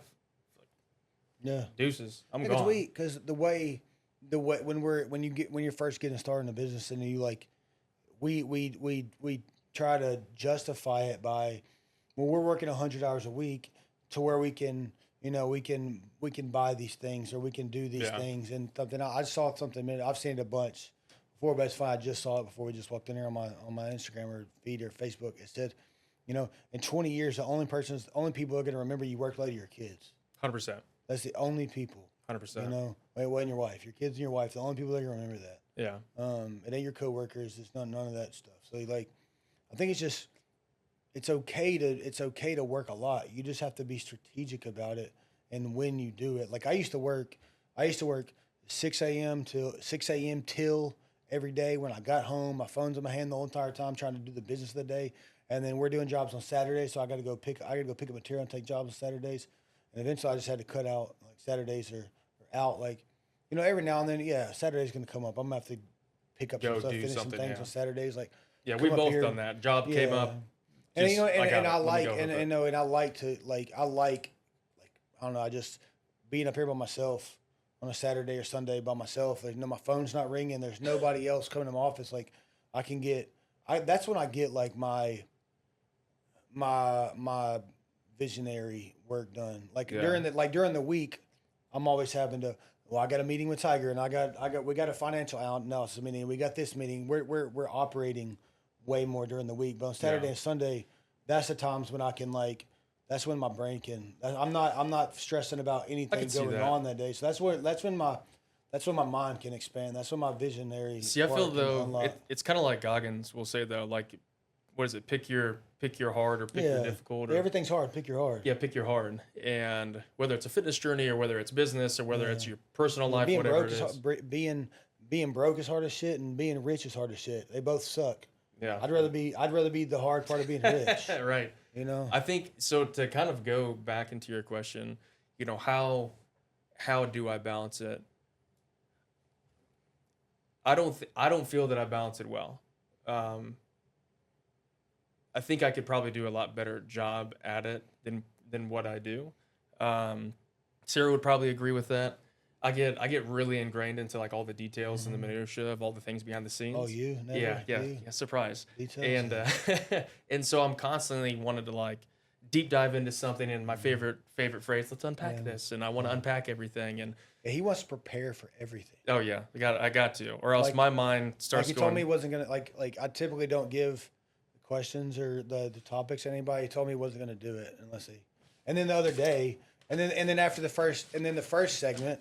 He came to my office the other day and was like, he was like, bro, we got to talk. I was like, what's up? He's like, I think I really want to redo. I was like, absolutely not. You overthinking. I overthink everything. Yeah. Like, not that. But I think what we have to do, okay, is it's obviously quantity is the thing. Yeah. But it's quality. Like, when you get home, you can be home all day, but are you really there? No, for sure, yeah. Yeah, that's the be 100% wherever you are. You can be anywhere. There. You can be anywhere. Yeah. But are you present? I can hear you talk all day, but did I listen to you? Yeah. And I'm having to, especially with my 5-year-old now. Riley is on another. That girl is so smart and so like, she picks up on everything, and so I'm having to be really strategic about like, and because she remembers things. Yeah. If you tell her something, whether it be good, if you told her you were going to whoop her butt, you better whoop her butt. If you told her you were going to give her something, you better give it to her, because she's going to remember that. And kids remember everything that you do. For sure.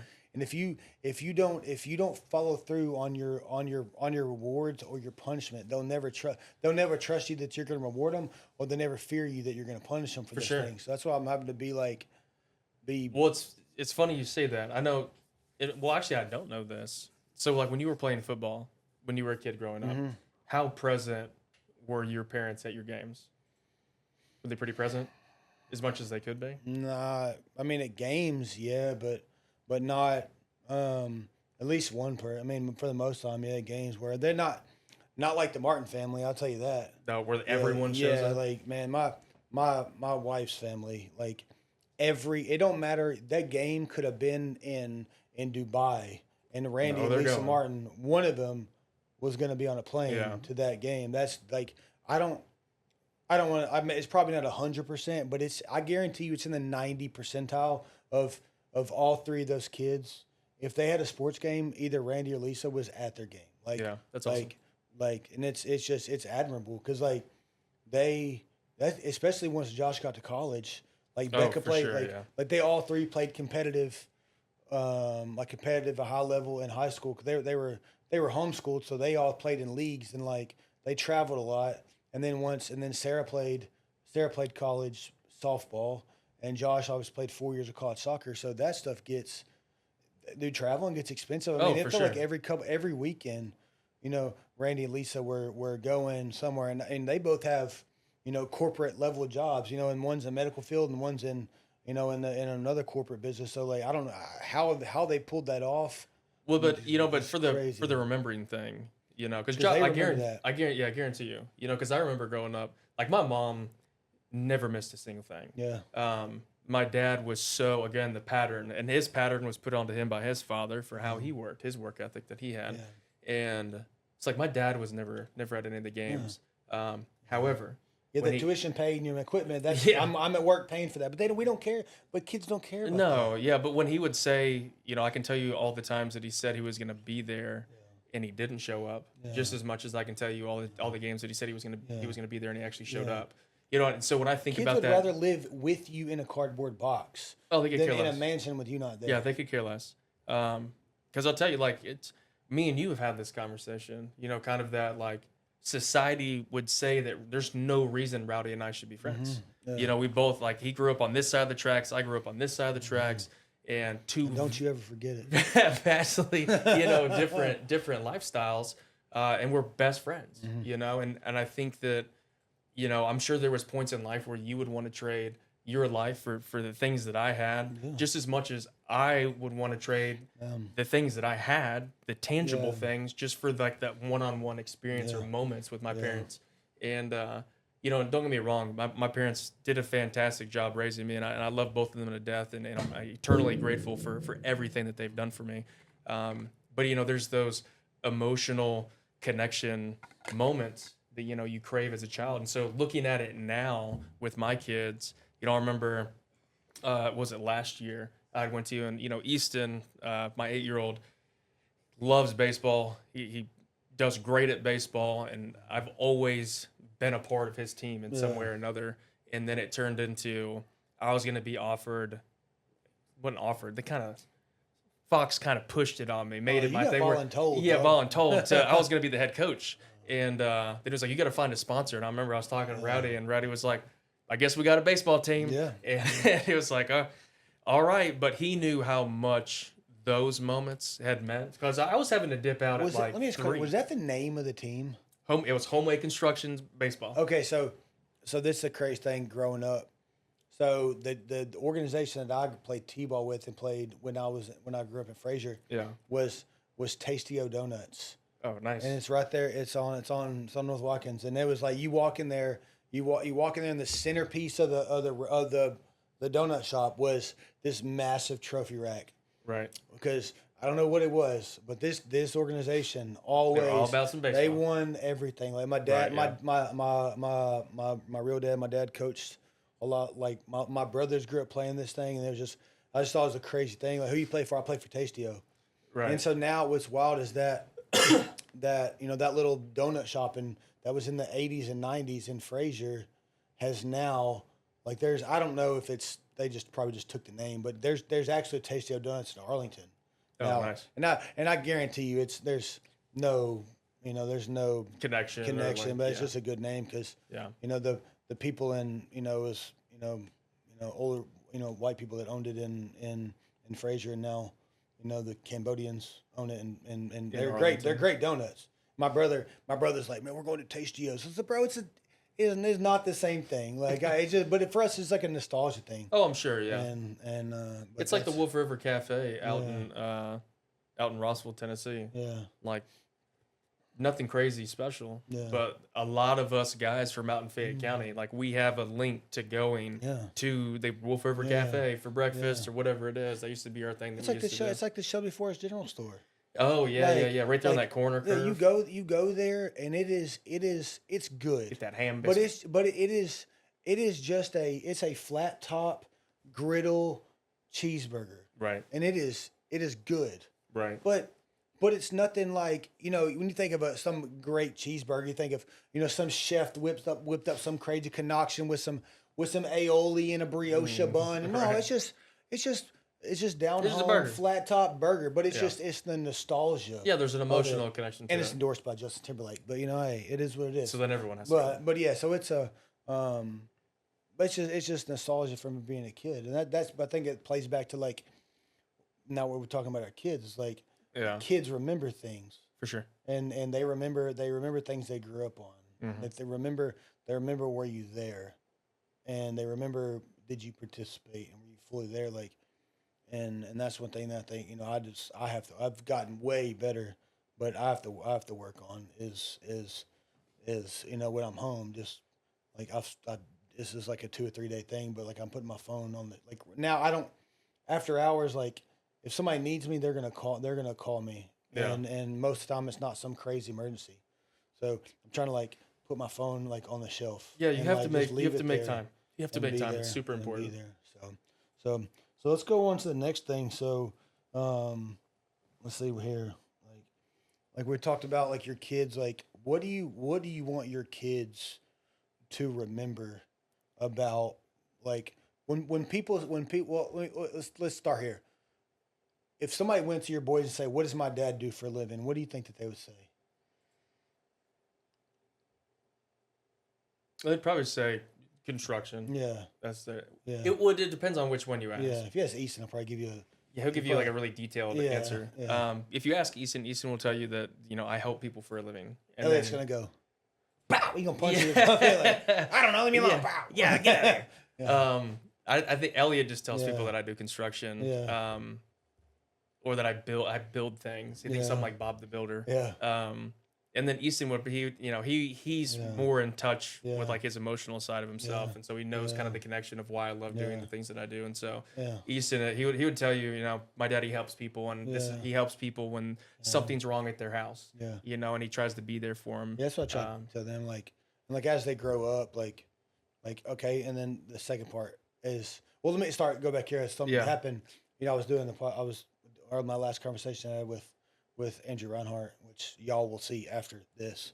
But me and him were talking yesterday about he gave like the scientific answer of like what he does as a personal trainer. Like I can't remember exactly what he said. Like he teaches people how to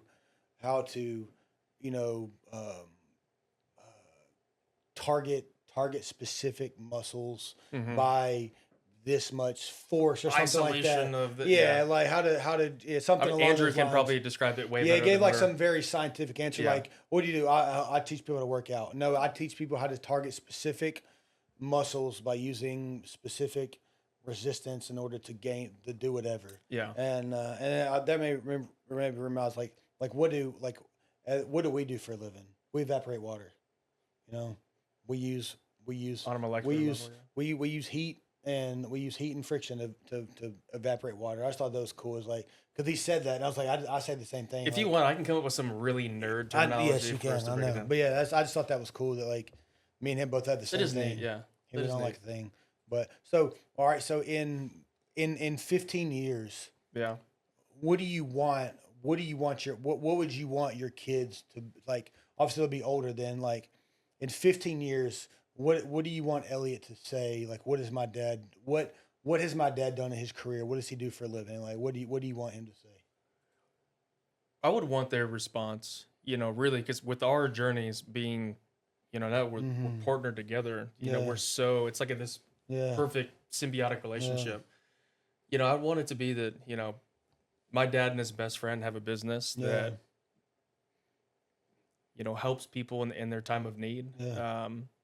But also changes people's lives. Yeah. I mean, we're not just remodeling homes. We're not Yeah. just coming in for an insurance claim or your house burned down or whatever it is. We're really, we are there at the lowest point in someone's life, Yeah. more times than not, on our Yeah. restoration side of our business, and helping carry them through Yeah. to the finish line of a beautiful product. And so it's tough because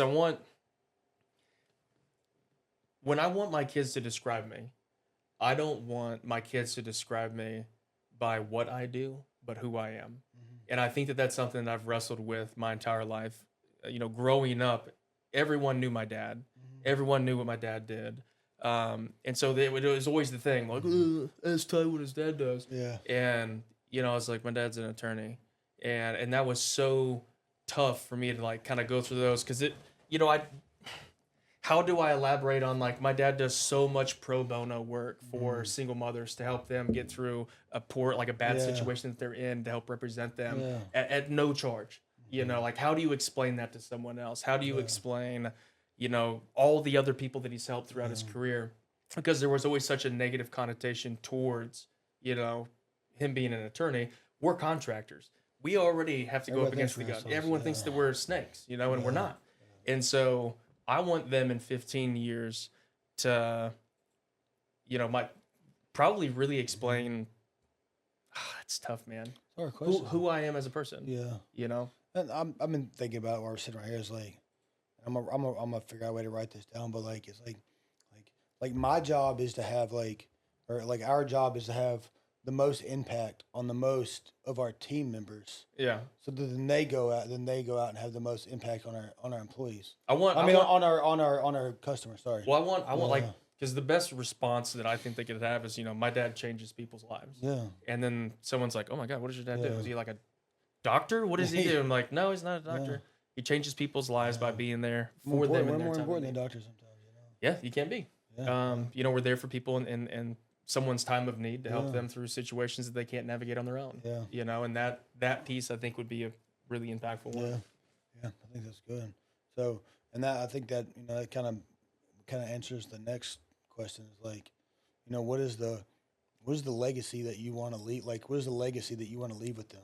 I guess that's probably the same question. It's like, how do in 20 years, 30 years, however, we're like, how do we want them to see us? Yeah. How do you want your kids to see you? And it's like I said, it's not going to be we don't want them to be my dad works a lot. Yeah. We don't want to be like, you don't want to be the, like Jingle All the Way. Yeah, and I don't want them to be like Arnold shows up and, thanks so excited, but he missed the mark. Yeah. I think the way that I would want them to describe it is, my dad was present. Yeah. My dad was there for everything that I needed him, to be there for me, whether it was a game, not just physically present, but emotionally there. And to, really touch on how much, like how I just kind of openly love everyone. I've gotten this question since I've been here. I'm sure we'll get it for the rest of our time until we take our last breath working in this industry. But, everyone always wonders why I say like, all right, love you whenever we're leaving, which is kind of a weird, not a lot of people do that. I do the same thing. Tell your friends you love them. Make it awkward. Yeah, for sure. Yeah. Well, because you never know when that last time is, that you're going to say that. And, with my kids, we kind of talked about it in my fire service career, how much that last potential conversation can mean. And so I want my kids to to kind of in 15, 20 years, 50 years from now, whatever it is, to be, you know, my dad was a present dad. He was there for me through all of my life experiences. Because you got to think, man, through having kids, navigating relationship issues, work issues, life issues, you know, I haven't had a dad, you know, to go to and like just cry with or drink a beer with or kind of unpack things with. And that's been tough. You know, my mom has had to play mom and dad for such a long period of time. And as much as I love that, like I still, like, I need that dad piece, you know, and I think that I bounce, you know, now it's a kind of a pattern. I bounce off of you, James Beatty, bounce off of him, Jake and Josh Burnett, their dad, Mr. Joe, you know, bounce off of him a lot, and all these different people, and my stepdad now, you know, I bounce off of him a lot, but it's, you know, I don't want that to be the story for my kids. You know, I want me to be kind of this safe space as dad, and that he was just at the drop of a hat, you know, came running. You know, the person that they can just kind of open up and pour onto, and I can pour into them. You know, I don't want it to be a transactional. I've had that before. I've had a transactional relationship with a parent, and where it's very business oriented, and that was not fun. You know, it makes it hard to interact with people. You know, and so there's, you know, me. You know, obviously I don't have any parents, any grandparents, and that's been, my mom died 3 years ago. You know, and she was the last one, and so like I definitely understand the not having any parents to go to. You know, that's why, you know, I know I have a lot of friends that like they fight with their parents, and they like don't talk to their parents, and I tell them all. And I mean, you've had this conversation. It's like whatever you have to do to like go eat crow, go eat that shoe, like because if they leave, if they die, you're gonna regret that for the rest of your life. Because like, dude, life is so short, and it's so. I have a friend that, I mean, I haven't talked to him in a really long time, but in high school we were good acquaintances, I guess you'd say. But this is so sad. He had finished all this his citizenship paperwork, and all he had to go to Mexico to the consulate and do something, and all he had to do was come right back. I don't know what happened, but he died in Mexico. Oh wow, yeah. And like his wife is like, and his wife is like, and his whole family's like distraught. I don't know. I haven't talked to them in a couple of days, but like they have no answers. Like it just proves you that like something, you know, that dude was going to do something to change his life. For, you know, he's lived here since he was his parents brought him here when he was a toddler. Yeah. And so this is the only place he's ever known, and for him to finally finish the paperwork and do everything he had to do, you know, he had DACA for a long time, and to get everything he had to do to be able to become a citizen. You know, he works his butt off. I think he just got a job with like Carville or like one of the municipalities. So like they were helping him. Yeah, like, kind of push on get all the paperwork and everything done. So that's all he had to do is get that done, and he goes over there to change his life forever, and something happened. That just proves like, man, you never know. Like, you know, obviously like, you know, that's one thing that, I with my mom, like the way we had to kind of, I'll talk about this another day, but the way I had to treat her towards the end of her life there, I didn't know it was going to be the end of her life, obviously, but man, I look back and it's like, it's something that I had to do, you know, I had to hold her accountable for some of the actions that she had. But you also had to protect yourself. I had to protect myself and protect my kids, but you look back and some things is like, was it, you know, did I do anything wrong? Could I have done something different? And that's what I don't want. That's what you don't want everyone to tell. That's what you don't ever want to say to about your parents or about your friends or anybody. Was like, was there something that I could have done different? Like I got friends that I don't talk to. Okay, I don't ever talk to them because I don't have anything for them. But when I see them, I speak to them. It's on site. No, I'm just kidding. No, when I see them, I speak to them. Yeah, because you know, and other people I say, you know. In time, you know, like they will, you know, there's, I mean, you know, no relationship ends because of one thing. I say it all the time. Everybody's got to take responsibility for any relationship ending, but you have to, but in due time things. Yeah, will I mean, fix you have to let your themselves. heart heal Yeah, it's to like be able to receive that interaction again. it's like my oldest brother. You know, me and him we fundamentally disagree on almost everything politics and everything religion, but we had to. And there was a long time where we did not speak because of it. Yeah. And then eventually, and it was bad. And I was like, man, this is terrible. And so, man, one day me and him just talked, and I was like, look, dude, like, here's the thing. Like, you're my brother, and I love you with every bit of my being. But there's a line that's right here, okay? This is the line, and we're not going to cross that line ever again. We can talk about sports and work and business and your pool and drinking beer and do all that stuff. But here's the line. We're not gonna cross this line because when we cross that line, and we both know that me and you're gonna get very passionate about something. Everybody knows where I fall on things, and everybody knows where he falls on things. And me and him are both zero scared to talk about either one of them. So like we got to draw that line so that we continue to be family, because family's everything. And if you don't have those people, and then and outside of his shitty political views, he's a great person. And I love him to death, man. Yeah. Do anything in the world for you, but I'm sure you'll get a laugh out of that. But love you, Zach. But yeah, so I guess let's go. Let's move on to the future. Okay. So we've got our business in a decent place. We have our day-to-day struggles like everybody else, trying to grow in pains. But I think one thing that we've talked about, and me and you get a lot of questions about this, is like once we get this business rocking and rolling, every group that we're in, It never fails. We're always the ones, because we both have a passion for it, is coaching and counseling and things like that. So like, what I think too, we're not afraid to step in. Yeah.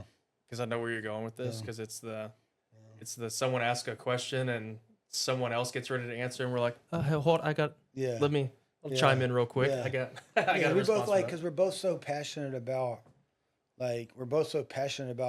about if we're gonna do something. One, if we're gonna do something, we're gonna know everything about it, and if we're gonna be a part of something, we want it to be the best Subject that it matter could expert. possibly- Yeah. And if we're gonna be a part of something, we want the whole group to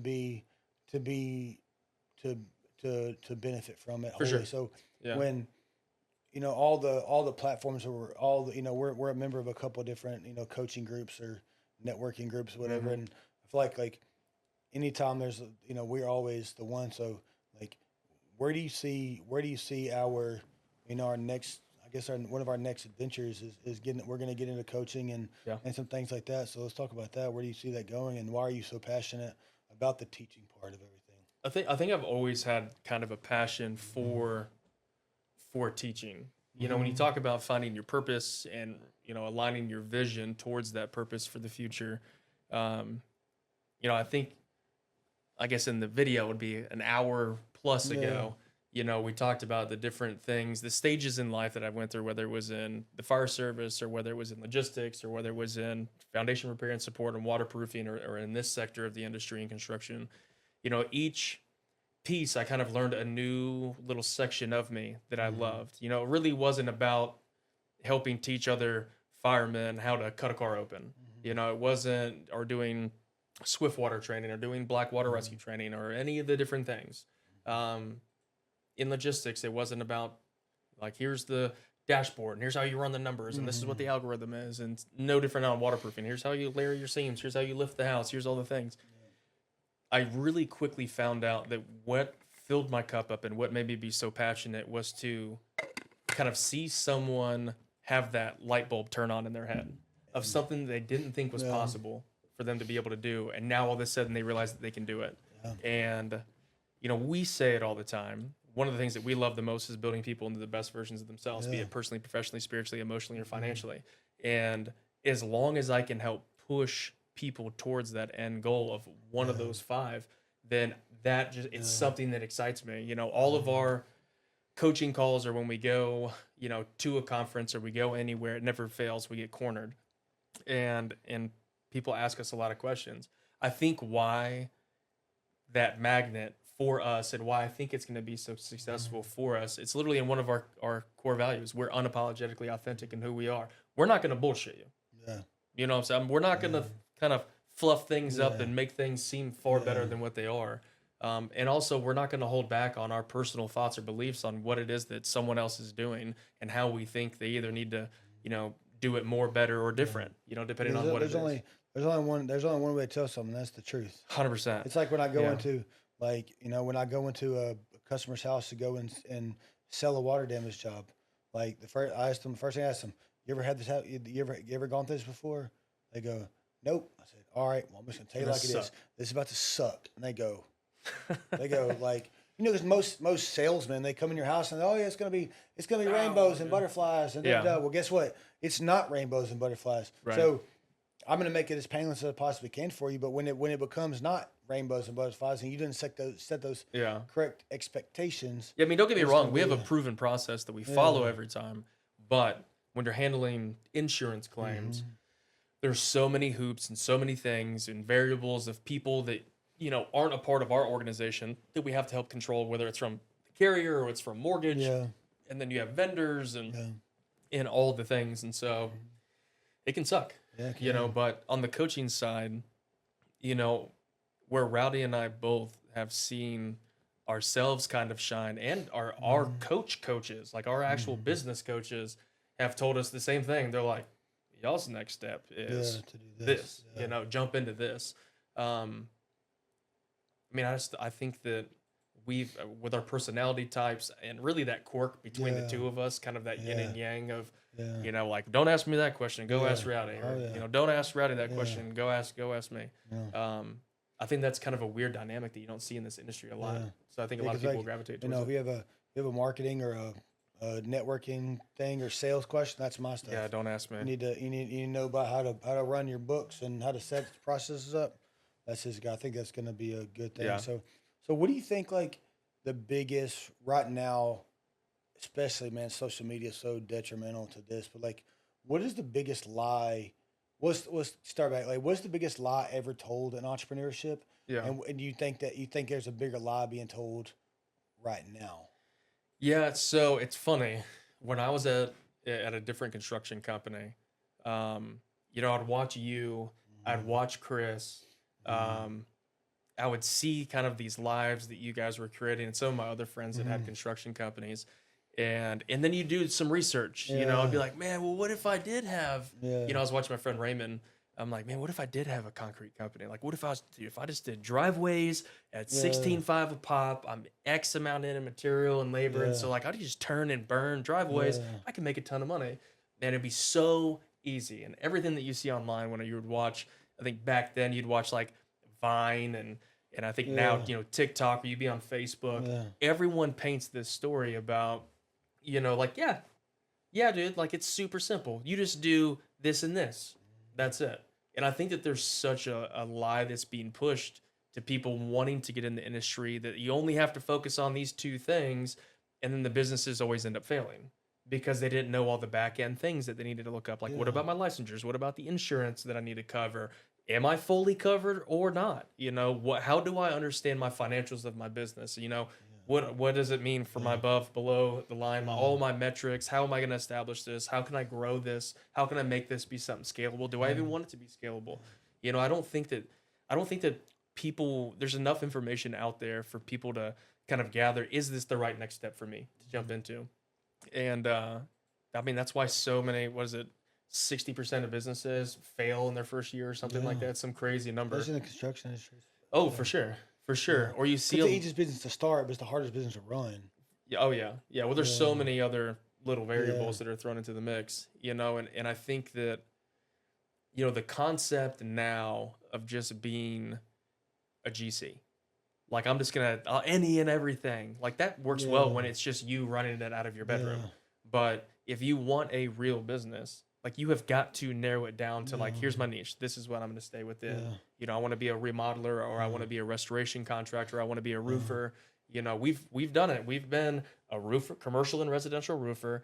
We've had the demolition company. We've had reface company. We've had we used to do a lot of fences. Fencing, bathroom company. We've had custom, like, packaged bathrooms, mitigation, contents, reconstruction. We've done so many things and failed at several of them and really had to zero them in. I mean, that's just like the unapologetic truth of, like, Things No, things aren't no, always sunshine and rainbows. not failures are lessons, man. Yeah, That's the way, for sure. that's the way we. I think that's the way I look at it. Like if I do something and fail, then I just then learned a way not to learned. do something. I just yeah. learned. I learned the way not to do it, and the way I've had to look at it too is like 99% of people don't have the, excuse my French, they don't have the balls to do anything that I've done. So because I tried it Yeah. and I failed at it, at least I had the balls to go out and do something and try to do something that nobody else wanted to do. But you fell forward. That's the Yeah. difference, right? Yeah. That's a good book too. Yeah, fall forward. Yeah. There is, I think that right now one of the misconceptions that I see, and I'm looking at it from more of like an emotional intelligence standpoint. When Yeah. I'm watching some of these people that are out there trying to create, we know someone right now that's trying to build a business, trying to build a brand, two people, and they're constantly like kind of tripping over their own feet and falling on their face, but they're taking all the wrong advice that they see online, and they're not making the corrective action that they need to fix the problem that they have. And I hate seeing just that. the same. I mean, I did it young and hungry. Yeah. And young and hungry is it's a good thing, but just like Alex says, hustlers fail at scale. Yep. Because because I built a business. I built a business up to $7 million that was falling under its own weight. I say it was built on sand. That's something Jim Chambers taught me. It's like you built this big business, but you built it on sand, and you because there was no foundation. It wasn't sinking. Yeah. It was just feed the top, feed the top, feed the top. But the bottom, there was no foundation, there was no systems, no processes. So I was living off of being a hustler. And it just doesn't that doesn't work. Yeah, not for scalability. Not when you're trying to grow a family and grow a lifestyle that you want to have. I think like to answer my own question, that I think the biggest one that was ever told is that you just get to be your own boss, be your own boss, be your own boss, and set your own hours. Yeah. When you start a business, the hours that you set is All of them. 100 hours. Those are the hours. Every hour is your hour. It ain't. I get to set my own 40 hours or 50 hours. When you start a business, you set your own 100 hours a week, at minimum. Well, I think, and you're always working. You never, for years, you're never off. yeah. Well, and that financial side too. Yeah. I can't tell you how many new entrepreneurs that are. I met some in Scottsdale where they're year one, and we're kind of going through the financials of the business, and I'm like, man, that does not, like, these numbers, this math is not mathing. Yeah. It's like, how many employees do you have? And they're like, 2. How is your net profit only this then? Yeah. What are you taking on a draw? Yeah. And then they'll say what their draw is, and I'm like, why? Yeah. No. Yeah. Like, you cannot do that yet. Yeah. Like, this is turn and burn, reinvest, grow the baby. You have 'Cause got to feed the baby. Because that was going to be like one of my next things. I say, I got people, guys that call me all the time about wanting to start a business and want business advice, and the first question I always ask them is, do you want to start do you want to grow a business, or do you want to have a job? You want to start a business, or you want to start a job? Yeah, you can start a job, and you can suck it dry at the very beginning, or you can start a business and be responsible and make you $50,000, $100,000 in a year, and have and be able to, you're working a lot. You gotta. That's the thing too, is like you have to, especially if you have a wife, you have to make it worth it. If you're gonna be gone all the time for the first, you better keep the wife happy a little bit. Yeah. And that's so you gotta be able to draw the line of like, how much money can you take in the beginning from the business, but keep it back in to where you can grow it. Yeah, what can you survive? I think it's the concept, though, of what are you chasing? Are you chasing legacy, or are you chasing wealth? Yeah. Because your approaches in business are going to be two totally different things. For us, we are chasing legacy. We want to build a legacy for our families of something that we created, something that we've done, and really a foothold here in this community. And that's massive. If we wanted to chase wealth, I mean, our business model would totally flip. I'd flip the whole thing on its head and transition and change a lot of different things. And then sure, we could go do a bunch of wild, crazy stuff, but that's not the vision. That's not the mission. You know what I'm saying? And I think that I see a lot of young entrepreneurs have that legacy versus wealth flipped. They want the legacy, but they're chasing the wealth, not understanding that if you're chasing legacy, wealth will come. It's just at a different time. And we're building our business to be not dependent on us every single day. Yeah, for sure. Yeah, we don't want key man syndrome. We still have it. You know, we still definitely have key man syndrome, especially between the two of us. You can't. One, you know, he's probably a lot sooner to exiting than I am. You know, I'm probably a year or two after that. And I say exit, not exit the business, but us exit into our other business ventures that we want to do that are all still centralized and focused within restoration and within Homeway. Just our realignment of focus, really. But, you know, I think that idea, though, so like the make your own time, definitely a lie. You know, and that you're just going to have like this endless supply of money, because I see so many the must be nice conversations. And look, I get it, dude. You see, you know, Chris drive by in his cool car, or you in your AT4, or me in my big dually, or whatever it is, and, you know, where we live at and those fun things, or some of our other friends' businesses and the life, you know, that they get to have. Yeah, it may look cool, but they don't also understand the struggle that it took to get to that point, the sacrifices that were made, let alone the daily and weekly, you know, weight that's on the shoulders to have that, you know. Let's all have fun. Let's set $250,000 on fire every single week. Just gone. Let's do it. It'll be fun. You don't say that when you get into business. No. I don't think that a lot of people understand that piece. So where do you see us? Where do you see, like, what is your dream for in 5 years? Like, where do you see us going to be in 5 years? I think that in 5 years. So it's 2030. 2030. In 5 years from now, definitely, you know, the business, we've built the foundation, re-solidified the foundation.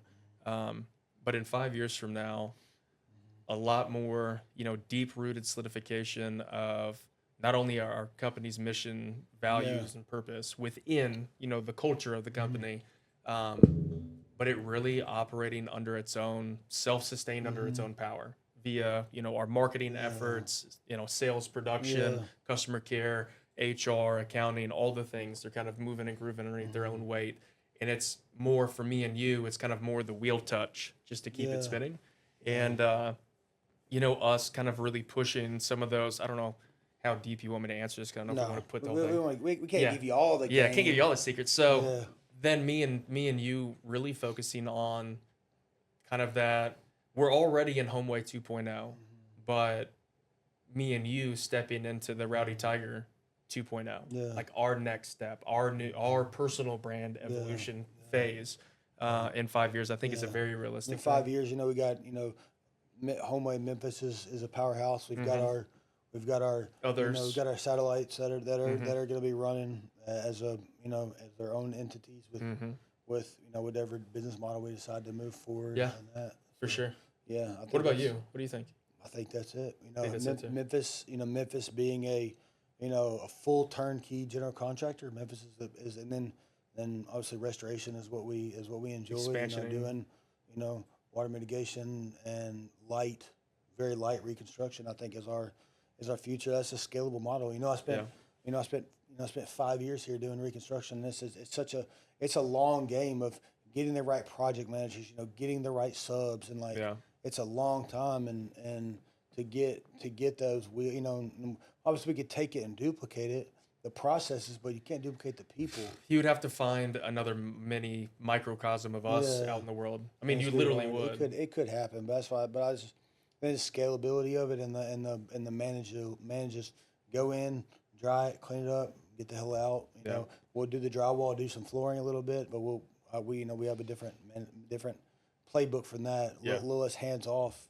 You know, probably won't make the profit on our outside make here, but it'll still be something. And I would think too, you know, our coaching stuff would be gaining some traction. For sure. So we're working on that right now too. So that'd be probably next 6 months. We got a pretty cool men's coaching thing we're working on. So all right. Last question before we go into some fun stuff. knowing where you're at now, Mm-hmm. okay, go back to, say, your senior year of high school. What would you have done differently? Or what would you tell yourself, 18-year-old Tiger? What would 35-year-old Tiger tell 18-year-old Tiger? Take time to build some lasting friendships. Yeah. You know, I have you and Jake. Yeah. I mean, I don't I'm the have same way. That's my fault too, man. I don't have a lot of friends. My wife likes to make fun of me because I'm kind of like this weird Yeah. loner. You know, I don't have a ton of close friends that are that are like decades long friends. Yeah. You know, I don't have. I say me and you have a ton of acquaintances. Yeah. We know a lot of people, and a lot of people know us. But like genuine friendships from when I was younger, like I would love to have that, because like I see people have that now, and like I envy that, you know, them having people that they've been friends with their entire life, and they're still hanging out with them. They're always connected. They're always doing things. You know, it makes me, you know, I know that like with you and with Jake, like I'll always have that, which is fantastic. And I don't. This might be my empathy switch. Turn it off. Yeah. I'm cool with just that. But I've become that way too. You know, it's you know, especially back in the day, like when I was. So I'll say this, like, it was a real eye opener to me when I left the bar scene, oh yeah, because back in the day, who's really your friend? come about 4:30, 5 o'clock Hey, on Rowdy! Thursday until 5 a.m. on Saturday morning. Oh, My yeah. phone was What's the move? wet as hell. Right. And then after I left that, now on the weekends, like outside of you know you and a couple other people, and then Yeah. obviously now we got kids and we're older now. It's Yeah. way different, but like, dude, and my phone is dry as hell. And honestly, I don't even care. Like No. like if I like as long as I can go home and you know, I like to go out every now and then, like just and be a you know, be an wild adult, child. be an adult, you know, just like everybody else with, Yeah. you know, me and my wife go out and get dressed up and go out and have drinks and go to concerts, and you know, concerts is that, you know, that's my thing. Like I don't, Yeah. You like experiences. yeah, I don't spend a lot of money on things like I don't like, I have a nice truck and some guns, but you know, I don't have a lake house and a camper and a boat and all this Side other by stuff. side You know, I and- don't have none of that. I have a stock four-wheeler from Moto Nation that I just put around on my property with, you know, but you know, I'm an experienced guy, you know, Yeah. like, you know, and you know, one person that's like taught me that is one of my really good friends, Jeremy Knight. Like That is an experience. like, dude, he's an incredible electrician, and he is the probably the happiest person that I know. Like he will find a way to have a good time in anything. Literally anywhere. It doesn't matter what's going on. He's gonna have a good time. And that dude has been to more concerts and more shows and festivals than anybody. And I'd like to find somebody that's been to more concerts than him. Good luck. Because he values you know, he's different than me. He doesn't have kids or a wife, and so he values his friends a lot more. Yeah. Spends a lot more time with Experiencing people. the connection with it. Yeah. But like just going out to concerts, like bro, you give me country music and bourbon, and I'll be the happiest person Right. in the entire world. And I just Right. love it. I mean, it's for me, music, and especially like country music. It's a religious experience for me. Yeah. Like going there because I like, you know, people talk about like, you know, country music's sad and da da da, but it's like it's genuinely the way that I grew up. Like Yeah. I grew up riding four-wheelers, and I grew up on a farm and like that stuff. I relate to all that stuff. Bro, Yeah. you give me you find me a country music song, I'll memorize the whole song and I'll listen to it 4 times and I can write it down. Any other music, because it tells a story. Yeah. Yeah. And that's why. Well, that's why it's I a story enjoy it that's so much. relatable to you. Exactly. You know, I think the last piece then too is I would tell the younger me is you know, be careful who you let in. Yeah, be careful who you tell your dreams to. Sometimes Yeah. if you know, it's, and I don't mean to like boast, but like I can sit here and have a conversation with you about how, you know, in 3 years I want to be making, you know, I want to be making yeah. X amount of money, and I want to have this, and you've seen my vision board, like Mm-hmm. and 100%, I think almost everything on my vision board is 100% attainable. For sure. But if you bring, just a normal working class guy and I show them my vision board, they're like, bro, you want that and that and that and that and that. Yeah, but I'm working for it. And it's not bragging. If I tell you that, you're like, if I show you that 7,500 square foot house on my vision board, you're like, what do you get? Why do you want that dump? Like, you know what I'm saying? It's pushing, and trying to build real.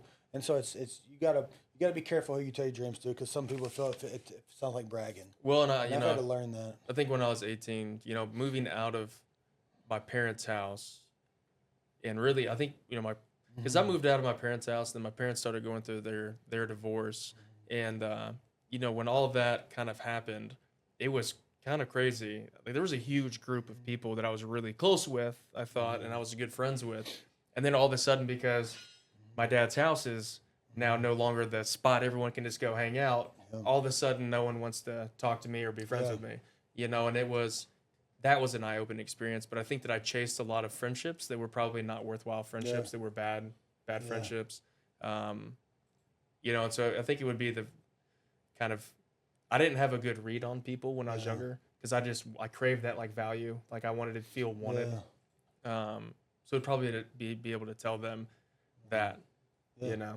now I'm at a different stage in life, where I don't need anybody. I want them to be a part of my life, with you and Becca and the girls and Riot and Josh and Heather and Tyler and Sarah and our whole tribe that we have created, and Joey and Kelsey and Chris and his wife. It's like I want that. I want to protect that. I want to be a part of that. I want that to be our little clan of people. And so, like, it's just changed, and so I wish that I could tell that 18-year-old me though, that like, focus on that, build a tribe, and grow it. All right, so we're gonna wrap up. I'm gonna ask you some quick fire questions. Rapid fire. Here we go. All right. So and 2 answers. Yes. All right. Both like off the shelf and unlimited money. Build it. What's your dream vehicle? Off the shelf, and then what would you? And then build it. Yeah. Off the shelf, like don't touch it, anything like just that's off just the shelf. Go to the dealership, get the keys, and that's like drive it. Dream. Probably a GT3 RS Porsche. I love Porsche. Yeah. I love that. I hate all the other Porsches. I love the GT3 RS. Yeah. Though it's probably one of my favorite cars. I don't know. It's tough. That or Revolto, Lamborghini Revolto. If I could just pick one, I'd pick that V10, naturally aspirated. Yeah. Plus, it has the kind of the spaceship mode where it's fully electric. It's super cool. Damon Fryer has one from DDE, and I just like the generator on it become electric. So it's like full. It's a hybrid. So like these new hypercars are going so it's like a Formula One car. Yeah. So like it turns on. It sounds like a spaceship. Oh. And then once you can like turn the motor on, and then it's just like super loud, naturally aspirated V10 that just sounds crazy. Yeah, they're talking about that, and I've become a Formula One addict. But it sounds like an F1 car. Right now they're doing. Right now they have these hybrid V6s. Oh and they do that because they want to make it competitive. Like they want to make it. They want to make these engines hard to build, so that it's like it takes the science into it. But they're talking about going back to the V10 and 26, and so, which would be nuts. And so they and those cars sound insane. Oh, all right, so incredible. All right, like $500,000, $250,000, build it. 20 car or truck, does it matter? Dream. I'll do truck. 20, probably a 2023 3500 mega cab. Yeah. Dodge 3500. Yeah. And then any level lift. Yeah. Custom powder coated axles. Rip the motor. Rip the drivetrain out. Fully build both. Yeah. And then just color match everything. And then of course, I'm a big American Force nerd, so throw a set of American Force wheels on it, and or some specialty. Yeah, big SEMA, like big old monster SEMA truck. All right. Best book you've ever, best business book you've ever read, and then your favorite overall author. Ideal Team Player, 100% was the most impactful business book. We're actually doing it right now with our leadership team. It's one of my favorite books. And then you said favorite my author? Favorite overall author, like written multiple things. Dr. Seuss. No. Llama Ribbit. Yeah. That's not even Dr. Seuss. So Probably. can we start doing that like on the Breakfast Club? Can I get like a book and like make And everybody then rap it? everyone's got to rap it. Yeah. I would be terrible at that. Probably John C. Maxwell. I love John C. Maxwell. So How Will You Climb I think is also a great book as well. It's your friend John. Oh, John. Yep. All right. Favorite late night snack when you're grinding away? I have an unhealthy obsession with fruit roll-ups and fruit by the foot. It's bad. I'm surprised I even have teeth. Red dye number 5. Yeah, man. Definitely that. Fruit roll-ups and fruit by the foot. If you want a healthy answer, actually, I'm going to give a healthy answer because Andrew's podcast is going to be posted after mine. Steak and chicken and rice, Andrew. And greens of some kind. Yeah. No, it's definitely junk food, man. Yeah. Cereal, and I'm lactose intolerant, so like I'll be like, I'm eating this Fruity Pebbles right now. Yeah. But yeah, probably my selfish my late night my late night grind's probably like a massive bowl of Frosted Flakes. Like, so good, dude. Oh yeah, so fun. So good. Did I tell you about the wax meltables that Becca has in my house now? Did you smell that? You didn't eat them, did you? No. Oh. So Becca got these new wax meltables from Buc-ee's. It's called cereal milk, and it smelled like my whole house smells like a used bowl of Fruit Loops. Yeah. Like that's. It smelled good this weekend. It smelled like cereal. Smells good. Fruit Loop milk. It doesn't kind of smell like it. It's if you ate a whole bowl of Fruit Loops and put the milk up to your nose, exactly what it smells like. My whole house smells. It smelled good this weekend at the gender reveal stuff. Yeah. All right, one person, dead or alive, that you'd like to have dinner or lunch with. My grandfather. Yeah. All right, and and what celebrity or business person? Celebrity, like an hour of their time. Oh, probably Elon Musk. Yeah. I would love to sit down and just talk with Elon Musk and like be a nerd with him for a second. And then my grandfather, definitely, he was a huge part of my life, and he's, maybe that like sit down and like, are you proud? Yeah. I know he is. Proud, but I didn't get to say goodbye to my grandfather. The way that I wished I could have, and so I think that if I could make that happen, that would be a lot. Pretty cool. So, well, that's it, man. That's it. You don't want like favorite color? No, not favorite color. No. We gotta save something for the next one. Oh, that's true. Yeah. We'll talk about that next. So that's true. So, man, I appreciate you come on and doing this with us, and there'll be many more. We got a lot more. We'll be. I'm gonna be the co-host in the side chair. Yeah, I guess this is. I guess this is kind of my thing, but we have a lot of people, so you'll be in here many more times to come. So for sure, man, we appreciate y'all watching, and we got to get back to work. We got stuff to do. See y'all later. I got to yell at him some more. Yeah, man. I tell people this is my boss sometimes. So. All right, y'all have a good one. Thank you.